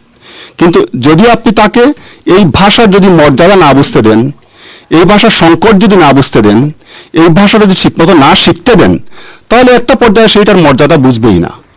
কারণ আপনার বাবা মাকে যদি আপনি আপনার স্ত্রীর কাছে না চিনান তাহলে আপনার স্ত্রী তাদেরকে চিনবে না কোনোদিন, এটা স্বাভাবিক বিষয়। জামাই চিনে না, আমার এত চেনার দরকারটা কি পড়েছে? সুতরাং ভাষা হচ্ছে আমাদের মা। সেই মাকে যদি আমরা আজকে আমাদের সন্তানকে না শিখাই, না চেনাই, তাহলে সন্তানরা কোনোদিন ভাষাকে চিনবে না। সুতরাং সংবাদপত্র বলেন, যাই বলেন, যত কিছু বলেন, ভাষার প্রতি যদি গুরুত্ব না দেন, আমরা হা হুতাশ করবো, সেমিনার করবো, মিছিল করবো, মিটিং করবো, অনেক কিছু করবো, কিচ্ছু হবে না। কিন্তু ভাষা যদি ধরে রাখতে পারেন, যদি ভাষা শিক্ষা দিতে পারেন, তাহলে আপনার সন্তান তার দায়িত্বেই, তার গরজে, তার স্বার্থে, তার সংস্কৃতির কারণেই সে করবে কি, আপনার তার ভাষাকে ধরে রাখবে, তার সংস্কৃতিকে স্মরণ করবে। এখানে আসার সময় দেখলাম বাংলা বিশাল একটা বিল্ডিংয়ে বাংলা লেখা। আমার সাথে যে ছিল ওরা জিজ্ঞেস করেন এখানে বাংলা লেখা কি হয়েছে, বলে যে এটা তো একটা বড় লাইব্রেরি, সবাই বাংলা বলে। আমার শুনেই গায়ের লোমটা লেগে গেছে। দেখেন কেমন যে আনন্দ লাগলো, আমি বুঝাতে পারবো না, যে বিলেতে বাংলাদেশি একটা বড় লাইব্রেরি যেটা কেউ কল্পনাই করতে পারে না। এটাই হচ্ছে কিন্তু আমাদের বিশেষত্ব। বিলেতে ইংলিশে অসংখ্য পত্রিকা বের হচ্ছে, সেই পত্রিকার পাঠক যদি 5 কোটি হয় আমার কিছু যায় আসে না। কিন্তু আপনার নতুনত্ব কি, আপনার এক্সট্রা অর্ডিনারি কি, সেটা হচ্ছে ইংলিশতে সাদা দেশের, সাদা মানুষের দেশে বাংলায় পত্রিকা বের হয়। এটাই কিন্তু আলোচনার বিষয়। সাদা মানুষের দেশে বাংলা একটা বড় লাইব্রেরি, এটা কিন্তু আলোচনার বিষয়। এটাই কিন্তু দেশে আলোচনার জন্ম দেয়। ইংলিশে পত্রিকা বের হয়েছে 5 কোটি সার্কুলার, এটা কোনো আলোচনার জন্ম দেয় না। সুতরাং আমাদের শেকলকে যদি আমরা ধরে না রাখতে পারি তাহলে কোনোদিন আমরা আসলে আগাতে পারবো না, এটা আমার ধারণা হয়। কারণ আমরা নিজেরা নিজেদেরকে সম্মান করতে হবে, নিজেরা নিজেদের মূল্য। যেমন ধরেন এখানে একটা কথা বলি, আমাদের দুলাল ভাই আছেন, ওনার সামনেই বলি, উনি এই পর্যন্ত যে কয়টা পত্রিকায় গেছেন উনি আমাকে সবার আগে ডাকেন, তুমি কই পত্রিকাটা বারো, তুমি আইতাই নি, বুঝছেন? এবং আমি একটা লোক পেয়েছি ঢাকা শহরের মধ্যে, এটা আমি প্রাউড করি, সবাইকে বলি, ডেকে চাকরি দেওয়ার মতো সম্পাদক দুলাল আহমদ চৌধুরী ঢাকায় একজন আর নাই। ডেকে চাকরি দেয়নি, তার মানে কি উনি আগে নিজের ব্লাডটাকে টানে, অযোগ্য লোককে, তাই বলে অযোগ্য লোককে টানে না, যোগ্যতাকে নিজের ব্লাডে আগে টান দেয়। সুতরাং আমরা যখন ঢাকায় আসি তখন খুঁজি আপনি কি সিলেটি কিনা, আর যখন বিদেশে আসি তখন খুঁজি আপনি বাংলাদেশি কিনা। সুতরাং আমরা যারা বাংলাদেশি আছি, আমরা আমাদের রক্তকে আগে সবসময় টানবো, রক্তকে অগ্রাধিকার দেব, আমাদের কমিউনিটিকে আরো শক্তিশালী করব, তাহলে আমাদের ভাষা বাঁচবে, আমরা বাঁচবো, আমাদের সংস্কৃতি বাঁচবে, আমরা আজীবন যতদিন বাঁচবো এই দেশে মাথা তুলে দাঁড়াতে পারবো। এই কথা বলে আমার বক্তব্য শেষ করে সবাইকে ধন্যবাদ। ধন্যবাদ আবুল কালাম ভাই সুন্দর বক্তব্য দেওয়ার জন্য। আর আপনারা অনুমতি দিলে আমি একটু চলে যেতে চাই, আমাদের একটু খাবার আছে। না আমি এখন খাবো না, আমি আসলে কালকে চলে যাওয়া, তো উনার এই জিনিস দেবে, উনার এই জিনিস দেবে, এরকম করে আসলে একটু সমস্যা আছে। ধন্যবাদ। আমাদের মাঝে এসে উপস্থিত হয়েছেন সাংবাদিক নাজমুল হোসেন। নাজমুল ভাই আপনাকে ধন্যবাদ আমাদের সাথে জয়েন করার জন্য আজকে। এ পর্যায়ে সংক্ষেপে বক্তব্য নিয়ে আসার জন্য আমি আহ্বান করছি এখলাসুর রহমান, ডাইরেক্টর পল্লী বিদ্যুৎ সমিতি। সাবেক ডাইরেক্টর জি একটু প্লিজ ভাইগুলো বলেন না, শুধু শুনেন। ওকে, এরপর যে সংক্ষিপ্ত বক্তব্য নিয়ে আসার জন্য আমি আহ্বান করছি ইউকে বাংলা প্রেস ক্লাবের সম্মানিত সাধারণ সম্পাদক শ্রদ্ধাভাজন বড় ভাই মঞ্জুর আহমেদ চৌধুরী। আসসালামু আলাইকুম। আপনারা অনেকেই বিলেতে বাংলা সাংবাদিকতা সংকট সম্ভাবনার বিষয়ে বলেছেন, তো আমি একটা কথা আপনাদের বলতে চাই যে সংকটটা বিলেতের সংকটটা কি। বিলেতে আমি যখন আসি 2011 সালে, দুলাল আহমদ চৌধুরী আছেন, রেজা আহমদ ফজল চৌধুরী, তারাই আমাকে 3 দিন পরে এখানকার সবচেয়ে পাঠকবহুল যে দৈনিক পত্রিকা বাংলা টাইমসে আমাকে চাকরির ব্যবস্থা করেন। তো তখন 12টা পত্রিকা ছিল, 6টা টিভি চ্যানেল ছিল। আজকে নাই কেন? এই নাইয়ের কারণ সাংবাদিকতার অবমূল্যায়ন বা সাংবাদিকতার মান কমে গেছে, সেইটা আসলে বিষয় না। বিষয়টা হইলো যে কন্টেন্ট ক্রিয়েট করতে হইলে, পেশাদার সাংবাদিককে রাখতে হলে, যে কন্টেন্ট ক্রিয়েট করতে হলে যে খরচের দরকার, আমাদের মিডিয়াগুলো সেই এফোর্ট দিতে পারতেছে না।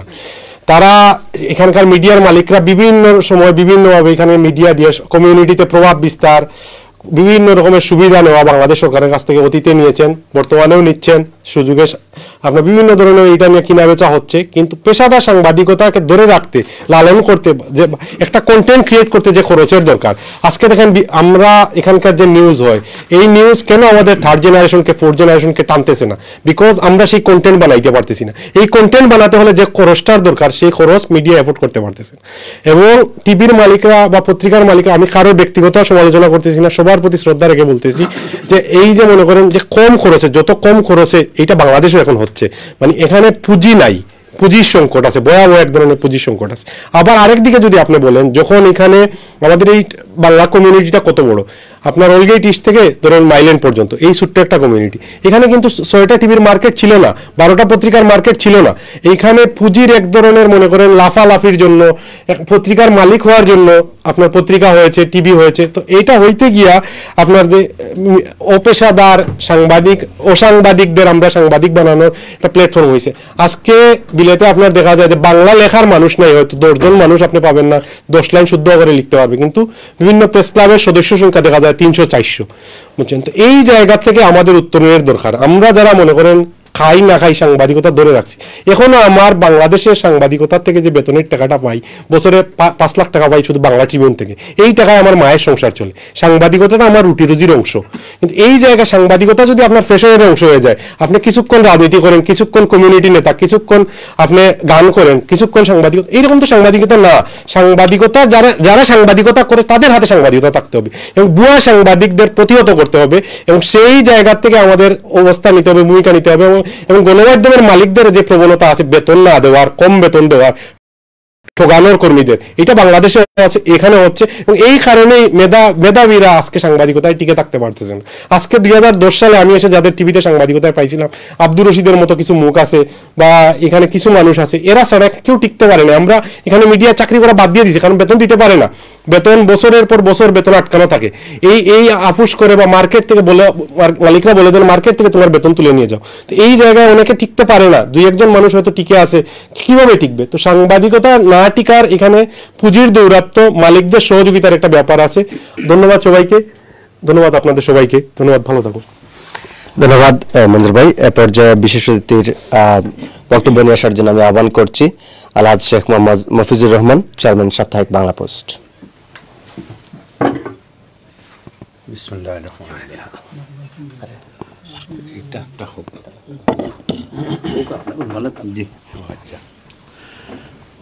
আজকের এই মহতী অনুষ্ঠানের শ্রদ্ধেয় সভাপতি, আমাদের বাংলাদেশ থেকে আগত আমাদের অত্যন্ত সম্মানিত সাংবাদিকবৃন্দ, বিশেষভাবে মানবকণ্ঠের সম্মানিত সম্পাদক সাহেব, আমার অত্যন্ত প্রিয় এবং সম্মানিত ভাই রেজা আহমদ ফয়সল চৌধুরী সহ কমিউনিটির নেতৃবৃন্দ, আসসালামু আলাইকুম। আজকের যে মূল সাবজেক্টটা, যেটা সংকট এবং সম্ভাবনা, এটা নিয়ে অনেক আলোচনা হয়েছে। আমার পূর্ববর্তী বক্তারা অনেক বিষয়গুলারে হাইলাইট করছেন। বিশেষভাবে এই প্রবাসে বাংলা মিডিয়ারে টিকাইয়া রাখা যে কত কষ্টর ব্যাপার, আমি তার ভাই আমার সম্মানিত ভাই শাহাবুজ্জামান কামাল সহ আমরা 6 জনে 2006 সালের মে মাসও বাংলা পোস্ট পত্রিকার দায়িত্ব নেই। 10 বছর আমরা পরিচালনা করছি। এটা একমাত্র Bangla media, specially print media যেগুলো আমরা পূর্বপুরুষরা করছেন বা আমরা যে দায়িত্ব নিচ্ছি পরিচালনা করছি, এটা একমাত্র সেবামূলক একটা প্রতিষ্ঠান হিসাবে যে মিডিয়া দিয়া ব্রিটেনের মতো জায়গাত বাঙালি কমিউনিটি ফায়দাবান বা এটারে কমার্শিয়াল বা বিজনেস হিসাবে করা সম্ভব নাই। এটা আমরা শখে আমরা কমিউনিটির সেবা হিসাবে দায়িত্ব নিচ্ছি, এটা আসল মূল উদ্দেশ্য। এটার কারণ হইল কি যে বাংলা ভাষার সাথে আমরা এবং আমাদের নতুন প্রজন্মরে সম্পৃক্ত করা, এই ভাষার মাধ্যমে এই পত্রিকার মিডিয়ার মাধ্যমে বাংলাদেশ এবং তৃতীয় বাংলা যথা ব্রিটেনের মানুষের সাথে আমরা একটা সেতুবন্ধন করা, আমাদের শেকড়ের সাথে আমাদের সম্পর্ক রাখা। আমি তখন চিন্তা করতাম যে আমরা যে 52 যে ভাষা আন্দোলন করছি কি তার দায়। আজকে 1 কোটি প্রায় 1.5 কোটি বাঙালি আমরা বহির্বিশ্বে বসবাস করি। দেশে যারা আছেন সেখানেও ভাষার সংকট আছে। আমাদের অনেক অফিসিয়াল ডকুমেন্টস, কোর্টের জাজমেন্ট অনেক কিছু ইংলিশ ছাড়া হয় না। আমরা সরকারি যে স্কুলগুলা প্রতিষ্ঠানগুলা থাকি এখন আমাদের ছেলেমেয়েরা সবাই প্রাইভেট ইউনিভার্সিটি কলেজে পড়ায়, সবাই ইংলিশ মিডিয়ামে বাংলাদেশে পড়ে। তো বাংলা ভাষার যে মর্যাদা বা এটারে বিকশিত করা, এটারে টিকাইয়া রাখার প্রচেষ্টা বাংলাদেশ ওর না। আপনি যারেও জিগাইন হইবা আমার ছেলে ইংলিশ মিডিয়াম স্কুলে পড়ে, ভার্সিটিতে পড়ে। ভাষার সংকটটা কোন জায়গা থেকে শুরু হয়েছে? আমরা তো বিদেশে বিফাক হয়, এখানেও দেশের মতো সুযোগ সুবিধা নাই। আমরা 1996 ওর এডুকেশন রিফর্ম অ্যাক্ট, আমি তাহের ভাই আমরা স্কুল গভর্নর্স 25 বছর ধরি। I started in 1986 as a school governor at Thomas Paxton School, which is just here. I've been a chair on several times. Taher ভাই আমরা লোকে আগের যারা মুরব্বী আসলা, আমরা অনেক বন্ধু বান্ধব হল আসেন স্কুল গভর্নর, আপনিও তো স্কুল গভর্নর। আমরা দেখলাম যে আমরা যদি স্কুল গভর্নিং বডিতে ইনভলভ না হই তাহলে আমাদের বাচ্চাদের উন্নত শিক্ষা দেওয়া সম্ভব নাই। এরপরে বাংলা ভাষার ব্যাপার, যখন 12 বছর 14 বছরের ছেলেমেয়েরা বাংলাদেশ থেকে আয়, ক্লাস 5 থেকে 6 থেকে আইয়া মেইন স্ট্রিম বাচ্চাদের লোকে যখন ক্লাসরুমও যায় এ বোকার মতো বই থাকে, কারণ তো ইংলিশ জানে না, কিন্তু তার যে পেয়ার গ্রুপ এরা অনেক অগ্রসর হয়ে যায়। তখন আইডেন্টিফাই করলাম, তখন এই যে মাইকেল হাওয়ার্ড আসলা এডুকেশন সেক্রেটারি 1996, আমরা তখন এই কালেকটিভ গঠন করা হইল 87 ভাই। আমরা সচেতন যারা মুরব্বী হল, আব্দুর রব সাহেব, গোলাম মোস্তফা সাহেব, অনেকের কথা আপনারা মনে আছে, গোলাম মর্তুজা সাহেব লাগে অনেক নাম খোয়া যাইব। তখন আইডেন্টিফাই করা হইল যে আমরা কিভাবে এটারে প্রোগ্রেস করতে পারি, আমরা ভাষারে কিভাবে। তখন টাওয়ার হামলেট এডুকেশন ডাইরেক্টরের লগে পরামর্শ করা হইল, এডুকেশন ডিপার্টমেন্টের লগে পরামর্শ করার পরে যে আমরা বাংলাদেশ থেকে কিছু টিচার আনার উদ্যোগ নেওয়া হইল। এর মাঝে অনেক টিচার আপনার মনে আছে, কবি শামীম আজাদ, মুকুল দত্ত লাগাইয়া অনেকজন আনো হয়েছে, যে শামসুল হক সাহেব। এইভাবে ও কারণে যে মেইন স্ট্রিম টিচার হকলের লগে এরা কাজ করবা, হেরারে ট্রেনিং দিবা আমরা দেশ থেকে আবার টিচার হকলে, যাতে এরা আমরা বাংলাদেশি চিলড্রেন হকলের লগে এডুকেশনটারে অ্যাকোমোডেট করতে পারেন বা ইমপ্রুভ করা যায়। তো এইভাবে আমরা আন্দোলন করছি। 96 এর এডুকেশন রিপোর্টও একটা আপনারা দেখবা ন্যাশনাল কারিকুলামও আছে, you can choice one of the modern foreign language, যে কোনো বাচ্চায় একটা মডার্ন ফরেন ল্যাঙ্গুয়েজ শিখতে পারে। তো আমি যখন এই দেশে পড়ছি 1972-তে, আমার স্কুল আছিল এই যে বর্তমানে Osmani school, Robert Montefiore secondary school. I was the last student of it in 1975. তো তখন মডার্ন ফরেন ল্যাঙ্গুয়েজ বলতে আসিল জার্মান, ফ্রেঞ্চ, স্প্যানিশ, এগুলা শেখা যাইত। তো 97-এ যখন আমরা মাইকেল হাওয়ার্ডের লগে মিটিং করলাম, আমরা কইলাম যে আমরা বাংলারে অন্তর্ভুক্ত করা হোক one of the modern language হিসাবে। তখন এটা অন্তর্ভুক্ত করে, আপনি তো একজন সম্মানিত টিচার, থ্যাংক ইউ। এটা করে হয়েছে, অথরিটি কিন্তু এটা মানিয়ে নিছে এবং এটার ইনক্লুজ করা হয়েছে। আমার বাচ্চা, আমার ছেলে 11 পর্যন্ত করছে বাংলায়, কিন্তু এরপরে হয়েছে কি সমস্যা, এখন স্টাডিজ থাকি আপনি ব্যাচেলার ডিগ্রি করতে পারবা, বাংলায় ডিগ্রি করতে পারবা, এই ফেসিলিটি আছে। কিন্তু আমরা এখন যে সংকটের মাঝে পড়ছি, যে এই যে তার বাই আগে হইলা যে বিশেষ করে যে সাপ্লিমেন্টারি এডুকেশন যে ফান্ডিং আছিল, একটা শত শত স্কুল হল আছিল, টাওয়ার হামলেট শো অ্যাক্রস দি বোর্ড ন্যাশনালি। এটা হয়েছে কি তা যে মেইন স্ট্রিম স্কুল থেকে আওয়ার পরে আমরা ছেলেমেয়েরা 5টা থেকে 7টা পর্যন্ত 2 ঘন্টা গিয়া সাপ্লিমেন্টারি এডুকেশন বাংলা শিখতা, আরবি শিখতা। এটার মাধ্যমে অনেক অগ্রসর হয়েছে। আমরা আশা আছিল, সম্ভাবনা আছিল যে আমরা বাচ্চারা বাংলা শিখে বা শিখতে পারবো। কিন্তু পলিটিক্যাল কারণে, কোনো ডিসিশনের কারণে এই ফান্ডিংগুলা বন্ধ, আমরা শত শত স্কুল হল বন্ধ হয়ে গেছে, টিচার হল বেকার। এখন আমরা মহা সংকটের মাঝে পড়ছি। এখন আমরা ছেলেমেয়েরা এখন আর ইন্টারেস্টেড নাই, কারণ আমরা কাছেও সেই চয়েস নাই যে how can I teach them Bangla. কিন্তু আমরার অস্তিত্বর ব্যাপার এখন এই যে ভাষা আন্দোলনের কথা আমার মনে হয় যে আমরা পূর্বপুরুষরা যেটা করছিলাম, এটা তো বেকার হয়ে যার। আমার নাতি এখন 6 বছরের, আমার ছেলেরও তো আমি বাংলা শিখাইতাম পারছিলাম, সুযোগ আছিল, কিন্তু এখন আর আমার নাতিরই শিখাইতাম পারতাম নাই। তো আমার নাতির আমলো আইয়া আমার এই ভাষাটা আমার তাকি হারিয়ে গেছে, কি হারিয়ে যার। তো এটা আমরা সবর স্টোরি, আমার একলা নাই। কিন্তু আমরা সবাই মনে প্রাণে বাঙালি, বাংলাদেশ আমরা শেকড়, আমরা জন্মভূমি সেখানে। এই বাংলা নিয়ে আমরা অহংকার করি, গর্ব করি। আমাদের অ্যাচিভমেন্টগুলা 52 ভাষা আন্দোলন, 71-এর মুক্তিযুদ্ধ, এগুলো আমরা প্রাউড। আমরা বিশ্বের যেখানেই থাকি না কেন আমরা মাথা উঁচু করে কইতাম পারি যে আমরা বাঙালি। যে ভাষার আমরা বাংলা ভাষারে বন্ধ করিয়া পাকিস্তানের ষড়যন্ত্র আসিল, উর্দু ভাষা আমরা প্রভাবিত করতাম, আমরা শিখতাম।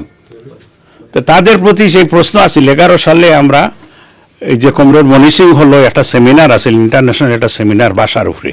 তো আমরা একটা ইনভিটেশন দেওয়া হয়েছিল। তখন এখানো আফগানিস্তান, ইন্ডিয়া, পাকিস্তান থাকি ভাষাবিদ হল আসলা, সাহিত্যিক হল আসলা। তখন আমি কইছিলাম যে তুমি এমন এক ভাষা আমার উপরে ছাপাইয়া দিতে চাইছিলাই যেটা নিজস্ব কোনো বর্ণমালাই নাই। উর্দুর তো কোনো বর্ণমালা নাই, তারা তো আরবিক বর্ণমালা ব্যবহার করে। আর আমার বাংলার 1000 বছরের ইতিহাস, আজকে তাকে 100 বছর আগে আমার বাংলার কবি নোবেল বিজয়ী হয়েছে এই ভাষার উপরে। তো তুমি হোয়াট ইজ ইয়োর প্রবলেম? তো এই ভাষা নিয়ে আমরা অহংকার, আমরা চাই, মনে প্রাণে চাই যে আমরা ভবিষ্যৎ প্রজন্মরা ইয়োগ বাঙালি ওইয়া বাঁচিয়া থাকুক। আমার এক কলিগ আছিল, বিলিস্তা গিয়ে আইছে, যখন আমি কাউন্সিলর কাম করি, তারে জিগাইলাম যে তুমি কইতা গিয়ে আইছো? কয় আমার দাদা বিলিস্তা গিয়ে আইছিল। বলে তোর ধর্ম কিতা? বলে আমার তো কোনো ধর্ম নাই। বলে তোর ভাষা কিতা? বলে ওটাও জানি না। তো এইভাবে আমার ভয় হইল কি যে আমরা নাতি পৈনাতির পরে গিয়া এরকম জবাব দিব, আমার নাতি হয়তো কইব যে আমার দাদা শুনছিলাম বাংলাদেশ থেকে আইস। তার ধর্মও নাই, কোনো ভাষাও নাই, কোনো জাতিগত পরিচয় নাই। সো একটা জাতি তার আত্মমর্যাদারে ঠিকাইয়া রাখতে হইলে, তার অস্তিত্বরে ঠিকাইয়া রাখতে হইলে সবচেয়ে বড় পরিচয় হইল কি তার ভাষা। তো একটু হইল কি আমরা অনেক সংকটের ব্যাপারে সেইটা আমরা কমিউনিটি নেতৃবৃন্দ যারা আছি আমরা সবাই মিলে এটা নিয়ে আলোচনা করতে হইব। একটা প্রস্তাব আইছে যে বাংলাদেশ সরকারে অনুরোধ করা, অনেক সরকার আছে, চায়না, ইন্ডিয়া, এরা কিন্তু এই দেশও তারা স্কুল পরিচালনা করেন, তারা ভাষারে, তারা সংস্কৃতিরে ঠিকই রাখার দায়। আমরা সরকারে এই উদ্যোগ নেওয়া অত্যন্ত জরুরি। আমরা একটা জনগোষ্ঠী 1.5 কোটি মানুষ বাইরে আছি, আমরা এই দেশের মানুষ। আজকে আমরা যে financial contribution $26 million every year এই প্রবাসীরা বাংলাদেশের ফরেন কারেন্সি রিজার্ভ দেয়। আজকে সবচেয়ে স্ট্রংগেস্ট ফরেন কারেন্সি রিজার্ভ বাংলাদেশের। আপনি দেখবা সৌদি আরব গেলে আমার দেশের বাইরা 20-25 বছরের যুবকরা ওখানে গিয়া $10 রুজি করলে $9 বাংলাদেশে ফাটাই দেয়, $1 সে খায়। আজকে এই যে অর্থনৈতিক মান্দা চলের গত 5-7 বছরে বাংলাদেশ অর্থনৈতিক মান্দা নাই এখানে, বিকজ আমরা ফরেন কারেন্সি এত স্ট্রং। এই ব্রিটেন থেকে আপনি দেখো মিলিয়নস অফ পাউন্ড। এই যে করোনা গেছে, করোনার সময় কিন্তু টাকা ফাটানি বন্ধ হয়েছে না, বরং আরো বেশি ফাটাই লইছে। এই অসহায় মানুষগুলোর সাহায্য দেয় আমরা বেশি দিছি, কোটি কোটি টাকা আমরা দিছি। কিন্তু এই বিষয়গুলা সরকারে আমল নেওয়া দরকার, রিকগনাইজ করা দরকার। আমরা আত্মত্যাগ যেটা ওই যে এই আগরতলার ষড়যন্ত্র মামলার একটা কথা আইছে, সেই ষড়যন্ত্র মামলাতে এই লন্ডন প্রবাসী আমার বাবা চাচারা যারা আসতা তখন কারণ এরা এখান থেকে কিউসি নিয়োগ দিয়া সেই মামলা লড়ছইন লইয়া বঙ্গবন্ধু সহ আসামি হলরে ছুটে গিয়ে আনছিলা ৭১ মুক্তিযুদ্ধে দেখা সর্বপ্রথম মুক্তিযোদ্ধা হলর উপরে আত যে অস্ত্রটা হয়েছে এই লন্ডন বিলেত প্রবাসীরা। এই বিলেত প্রবাসী খালামিয়া সাবাসন আমরা অন্যতম সংগঠক পকেটর টাকা দিয়ে সারা সপ্তাহ চাকরি করিয়া বেতনের প্যাকেট খুলছেন না, তারা নিয়া ফান্ড দিচ্ছেন। প্রত্যেক রবিবারে লুটন সারা দেশ থাকি সব মুরব্বী হলাইয়া ডাউনিং স্ট্রিটের সামনে মিছিল দিতা, হাইটবাগ কর্নারও গিয়া মিছিল দিতা। বিশ্ব জনমত গঠন করছে এই ব্রিটেন প্রবাসী বাঙালিরা বাংলাদেশের স্বাধীনতার পক্ষে। এই বিষয়গুলা আমি অনুরোধ করবো আমার শ্রদ্ধেয় বন্ধু আইসইন আপনারা এই বিষয়গুলা ধরবা। আমি যখন বিটিভিত গেছি প্রোগ্রাম অনেকে এটা জানিও না, বাংলাদেশের মানুষে জানে না যে আমরা কি অবদান করছি মুক্তিযুদ্ধত। আমার একজন সাংবাদিকে জিজ্ঞাইল যে আপনি sorry this is I feel comfortable, আমি সিলেটি মাতাত কারণ আমি অহংকার করি, প্লিজ ডোন্ট মাইন্ড, আমি আশা করি আপনারা বুঝরা বুঝছেন। আমি জানি না এখান নাই but I feel more comfortable, thank you. জিজ্ঞা করলো যে আপনি তো প্রবাসে থাকেন ঢাকা রিপোর্টার্স ইউনিটিতে, তো বাংলা ভাষা নিয়ে আপনি আন্দোলন করেন কেন? আমি বললাম প্রবাসে থেকে কি আমি আর বাঙালি না? তুমি বাংলাদেশের স্বাধীনতা সরকারি চাকরি করো বা মিডিয়ার চাকরি করো, সব সুযোগ সুবিধা স্বাধীনতার সমস্ত ফল তুমি বুক করায়। What is your contribution? তুমি এই দেশ রেখিতা দিরাই। But I can proudly say যে আমার দাদা থেকে শুরু করি, আমার দাদা দ্বিতীয় মহাযুদ্ধতে এই যে ব্রিটিশের জাজও শহীদ হয়েছেন, আমার বাবা চাচারা কোটি কোটি হাজার হাজার আমার দেশের বাবা চাচাইন এরা এখানে মেহনত করছেন, পরিশ্রম করিয়া এই দেশকে গঠন করছেন, এই দেশকেও ডেভেলপ করছেন। যুদ্ধ বিধ্বস্ত এই দেশে এই বাংলাদেশি তখনকার সময় পাকিস্তানিতে আইয়া এরা ডেভেলপ করছেন। এটা এই গভর্নমেন্টে এপ্রিসিয়েট করে।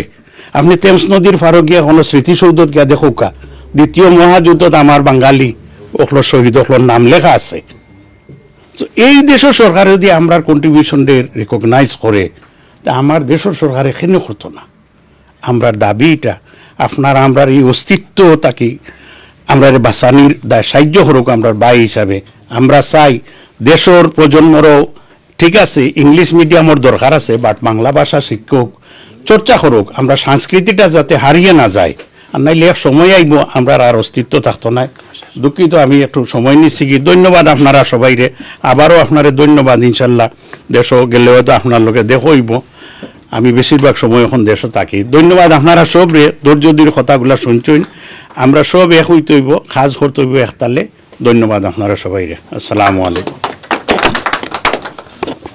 ধন্যবাদ। এ পর্যায়ে বক্তব্য নিয়ে আসার জন্য আমি আহ্বান করছি ইউকে বাংলা প্রেস ক্লাবের প্রতিষ্ঠাতা আহ্বায়ক এবং ইউরোপের জনপ্রিয় টেলিভিশন চ্যানেল আই ইউরোপের সাবেক ডাইরেক্টর, আমাদের অনেকেরই এখানকার বস রাজা আহমদ ফসল চৌধুরী সাহেব। Thank you Saidul. আসসালামু আলাইকুম। ভালো আছেন আপনারা সব? ইউকে বাংলা প্রেস ক্লাব আয়োজিত আজকের এই সেমিনার, আমরা রহমত আলী ভাই তো বিলেতের বাংলা সাংবাদিকতার সংকট ও সম্ভাবনা, বিপ্লবদা বলছেন যে কোনো সংকট তিনি দেখেন না, আমাকে বলছেন আমার উদাসীনতা এবং উদারতা, উদারতা। ওকে, ঠিক আছে, থ্যাংক ইউ, ঠিক আছে। আমি বক্তব্য দীর্ঘায়িত মানে করবো না, কারণ আপনারা অনেকক্ষণ ধরে ধৈর্য ধরে শুনছেন এবং মফিজ ভাই যেগুলো বলছেন আমি বলি শুনেন। আজকে মানে এখানে আসার আগে আমাকে একজন বলছিল যে লন্ডনের সাংবাদিক বাংলা সাংবাদিকরা আকাশ দিয়ে হাঁটে। আমি বললাম এটা কিরকম?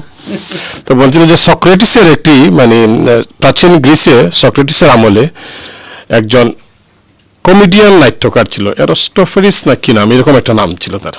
তো সে মানে ওই চরিত্র লিখতো আঁকতো মানে, তো সে লিখছিল সক্রেটিস। সক্রেটিস কি? তিনি তো দার্শনিক, তিনি আকাশ দিয়ে হাঁটেন। তো আমাকে বলছিল যে বাংলা সাংবাদিকরা আকাশ দিয়ে হাঁটে, এরা মাটি দিয়ে হাঁটে না। তার কারণ কি? তার কারণ আপনি বলেন। আমি কি বলবো?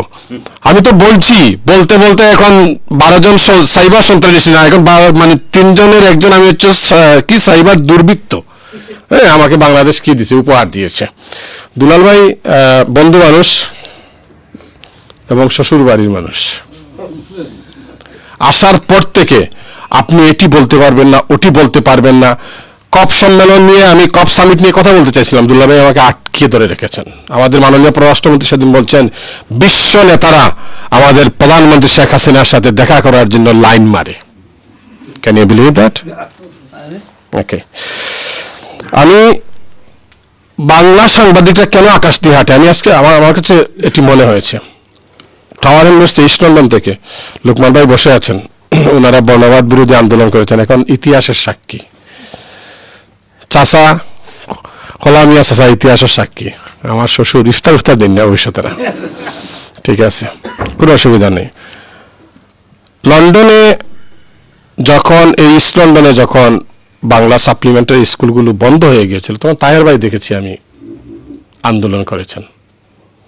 লন্ডনে বাংলা পত্রিকার সাংবাদিক যারা, অনেকে বুঝেই নাই যে এটা কি হচ্ছে এখানে। লোকমান ভাইরা বাসায় বসে আছেন, কারণ তাদের লেবার পার্টি ক্ষমতায়। আমার সমস্যা কোথায়? বন্ধু বান্ধবরা করে লেবার পার্টি, বউ করে কনজারভেটিভ পার্টি। দুলাল ভাই করেন বাংলাদেশ আওয়ামী লীগ, আপনি এটি বলবেন না। আমার ওয়াইফ সেদিন বলতেছে তুমি কনজারভেটিভ পার্টির বিরুদ্ধে কিছু বলবে না। আমি বলি তোমার বরিস জনসনের তো কোনো কি নাই, এখন জনপ্রিয়তা চলে যাচ্ছে, বলতে পারবে না। আমি 100 বার বলবো, আমি বলি বলতে হবে। এখন বাংলা পত্রিকার সাংবাদিকরা যে আকাশ দিয়ে হাঁটে, সে আবুজ্জামান কামাল ভাই কবিতা লিখছেন তো লিখছেন, আজকে সাংবাদিকদের ব্যাপারে তিনি লিখেছেন। সে আবুজ্জামান কামাল ভাই এই কাউন্সিলরদের ব্যাপারে লিখেন আপনি। আপনার বাংলা কমিউনিটি যে কাউন্সিলর যেগুলা, আমাকে অনেক কাউন্সিলর বলছেন আপনি কোনো কথা বলবেন না, কোনো প্রোগ্রামে যাবেন না, কারণ গেলেই তো লাগবে। মালা পরে আহবাব ভাইও যান, আরো অনেকেই গেছেন মালা পরে। কে কি করেছেন বলেন, বললে দেখবেন আপনার সাথে আর সম্পর্ক থাকবে না। আমার সাথে যেটি হয়, আমার সাথে সম্পর্ক থাকবে না। দুলাল ভাই এইভাবে দূরে রাখে, এইসব কি বলতেছেন আপনি, এটা বললেন না, এটা বললে তো কে পায়। আজ কিছুদিন থেকে আমি প্রায় 6 মাস থেকে মানে দুর্নীতির উপরে কাজ করতেছি আমি। আমার এক বন্ধু কিছুদিন আগে আসছিল লন্ডনে, তো সে সাউথ ইউনিভার্সিটিতে পড়ালেখার জন্য আসছে। তো আমি জিজ্ঞেস করলাম সাবজেক্ট কি, তো বলে করাপশন ইন বাংলাদেশ। আমি আর কোনো কিছু বলিনি। আমার ওয়াইফ জিজ্ঞাসা করে অফ হয়ে গেল, এখন পাগল নি, করাপশন ইন বাংলাদেশ পড়ার লাগে সাউথ ইউনিভার্সিটি যাওয়া লাগবো নি। শেখ হাসিনার গভর্নমেন্টের মন্ত্রিসভার ভিতরে দেখলে তো বোঝা যায় যে করাপশন কতটুকু হওয়ার। ওকে, আপনারা খালি শেখ হাসিনার গভর্নমেন্ট হইলে আনু, খালেদা জিয়ার গভর্নমেন্টও আসলে আপনার করাপশন। আজকে 100 কোটি টাকা দিয়ে এর আগের আপনার এই যে আনবিরের ভাই সাব্বির সম্বোধন কি সাব্বির নামে একটা মার্ডার হয়েছিল বসুন্ধরা গ্রুপে, তারা 100 কোটি টাকা দিয়ে রফা দফা করেছে। এখন 500 কোটি টাকা দিয়ে রফা দফা করতেছে তারা, আনবিকে গ্রেফতার করছে না বাংলাদেশে। তো বাংলাদেশে তো আইনের শাসন নাই, আপনি কথা বলতে পারবেন না, কথা বললে ও রাগ করে, ও মাইন্ড করে। লন্ডনে, ইস্ট লন্ডনের সমান অবস্থা।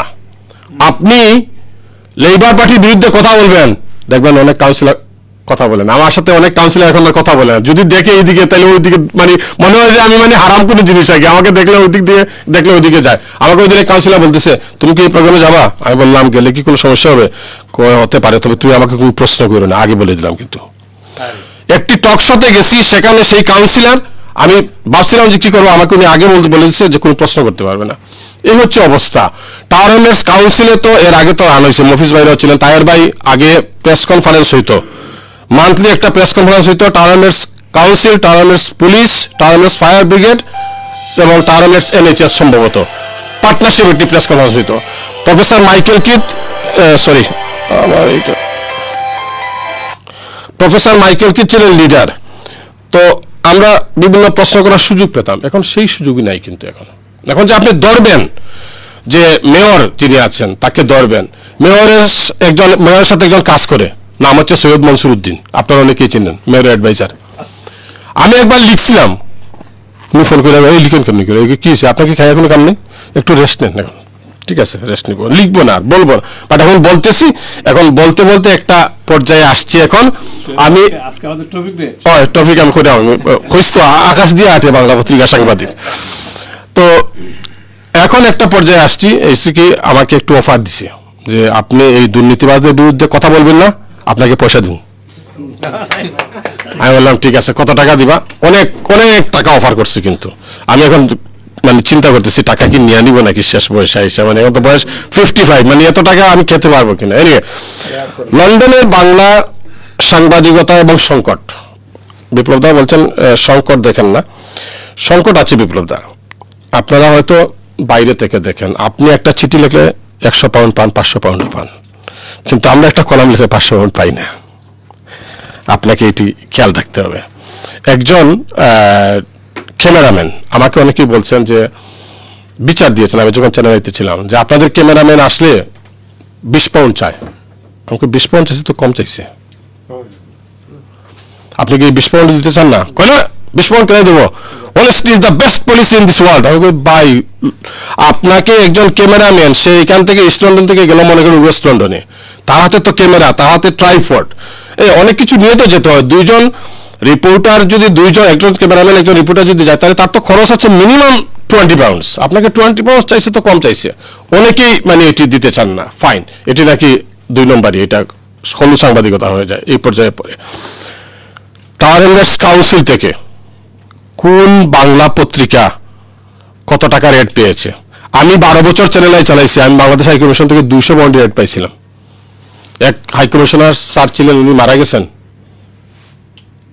নাম কি বদলকে না না মিজারুল কায়েস একবার আমাকে মানে তাদের কি একটা হাই কমিশনের একটা অ্যাড দিয়েছিলেন, এবং পরে উনি 200 পাউন্ডের চেক বাইর করে দিয়েছেন। বললেন এটা কি?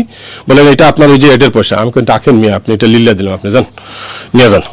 টাওয়ার কাউন্সিল এই বাংলা পত্রিকাগুলোকে ইউজ করে না?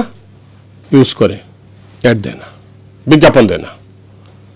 আপনি যদি জিজ্ঞাসা করেন যে বিজ্ঞাপন দেন না কেন, আমরা তো এগুলো দিতে পারি না, ইস্টার্ন লাইফ একটা চালায়, মিলিয়ন পাউন্ডস খরচ করে, সেখানে আমাদের বাঙালি 2-1জন রেখে দিচ্ছে, কিন্তু বাংলা পত্রিকা ইউজ করে কিন্তু অ্যাডভার্ট দেয় না। বিজ্ঞাপন হচ্ছে একটি পত্রিকা বা একটি টেলিভিশনের প্রাণ, নাগরিক দায়িত্ব রয়েছে। এবং অনেকেই বলছেন যে আমি যেটি দেখেছি এই লন্ডনে কিন্তু এই বাংলা মিডিয়ায় লেখক সাংবাদিক সৃষ্টি হয় নাই, কিন্তু যারা কাজ করতেছে অনেকে পেটের দায়ে কাজ করে, অনেকে শখের বসে বসে, আমার কাছে মনে হয় 90% শখের বসে কাজ করে ওরা, যে সাংবাদিকতা করেছি এখন সাংবাদিকতা করবো, এছাড়া আর কি করবো, কিছু তো করার নাই। সাংবাদিক বউও ভালো পায় না, তুমি টাকা পয়সা রুজি করতে পারো না, তুমি কি, তুমি তো কোনো কাজের না। মুরাদ ভাই হাসতেছে, ঠিক আছে আসেন। তো এখন এই হচ্ছে সাংবাদিকদের অবস্থা। এবং সাংবাদিকদের এখানে লন্ডনে যারা সাংবাদিকতা করেছেন, কারো ভালো বাড়ি নেই, কারো ভালো গাড়ি নেই। আমি মনে করি এই যে সাংবাদিক যারা আছেন এখনো শখের বশবর্তী সাংবাদিকতা করছেন, তাদেরকে অন্য কোনো চাকরি করে আপনি পার্ট টাইম সাংবাদিকতা করেন, তাতে আপনার পরিবার বাঁচবে, আপনিও বাঁচবেন। আর সাংবাদিকতা পেশা হচ্ছে এটা সৃষ্টিশীল পেশা, ক্রিয়েটিভ। আপনার ক্রিয়েটিভিটি দরকার এখানে আপনি আপনাকে একটা টেবিল যদি দেয়, একটি চেয়ার দেয়। আমি যখন আগে লেখালেখি করতাম, আমার ওয়াইফ যখন আমাকে ডিস্টার্ব করতো, তখন আমি লিখতে পারতাম না।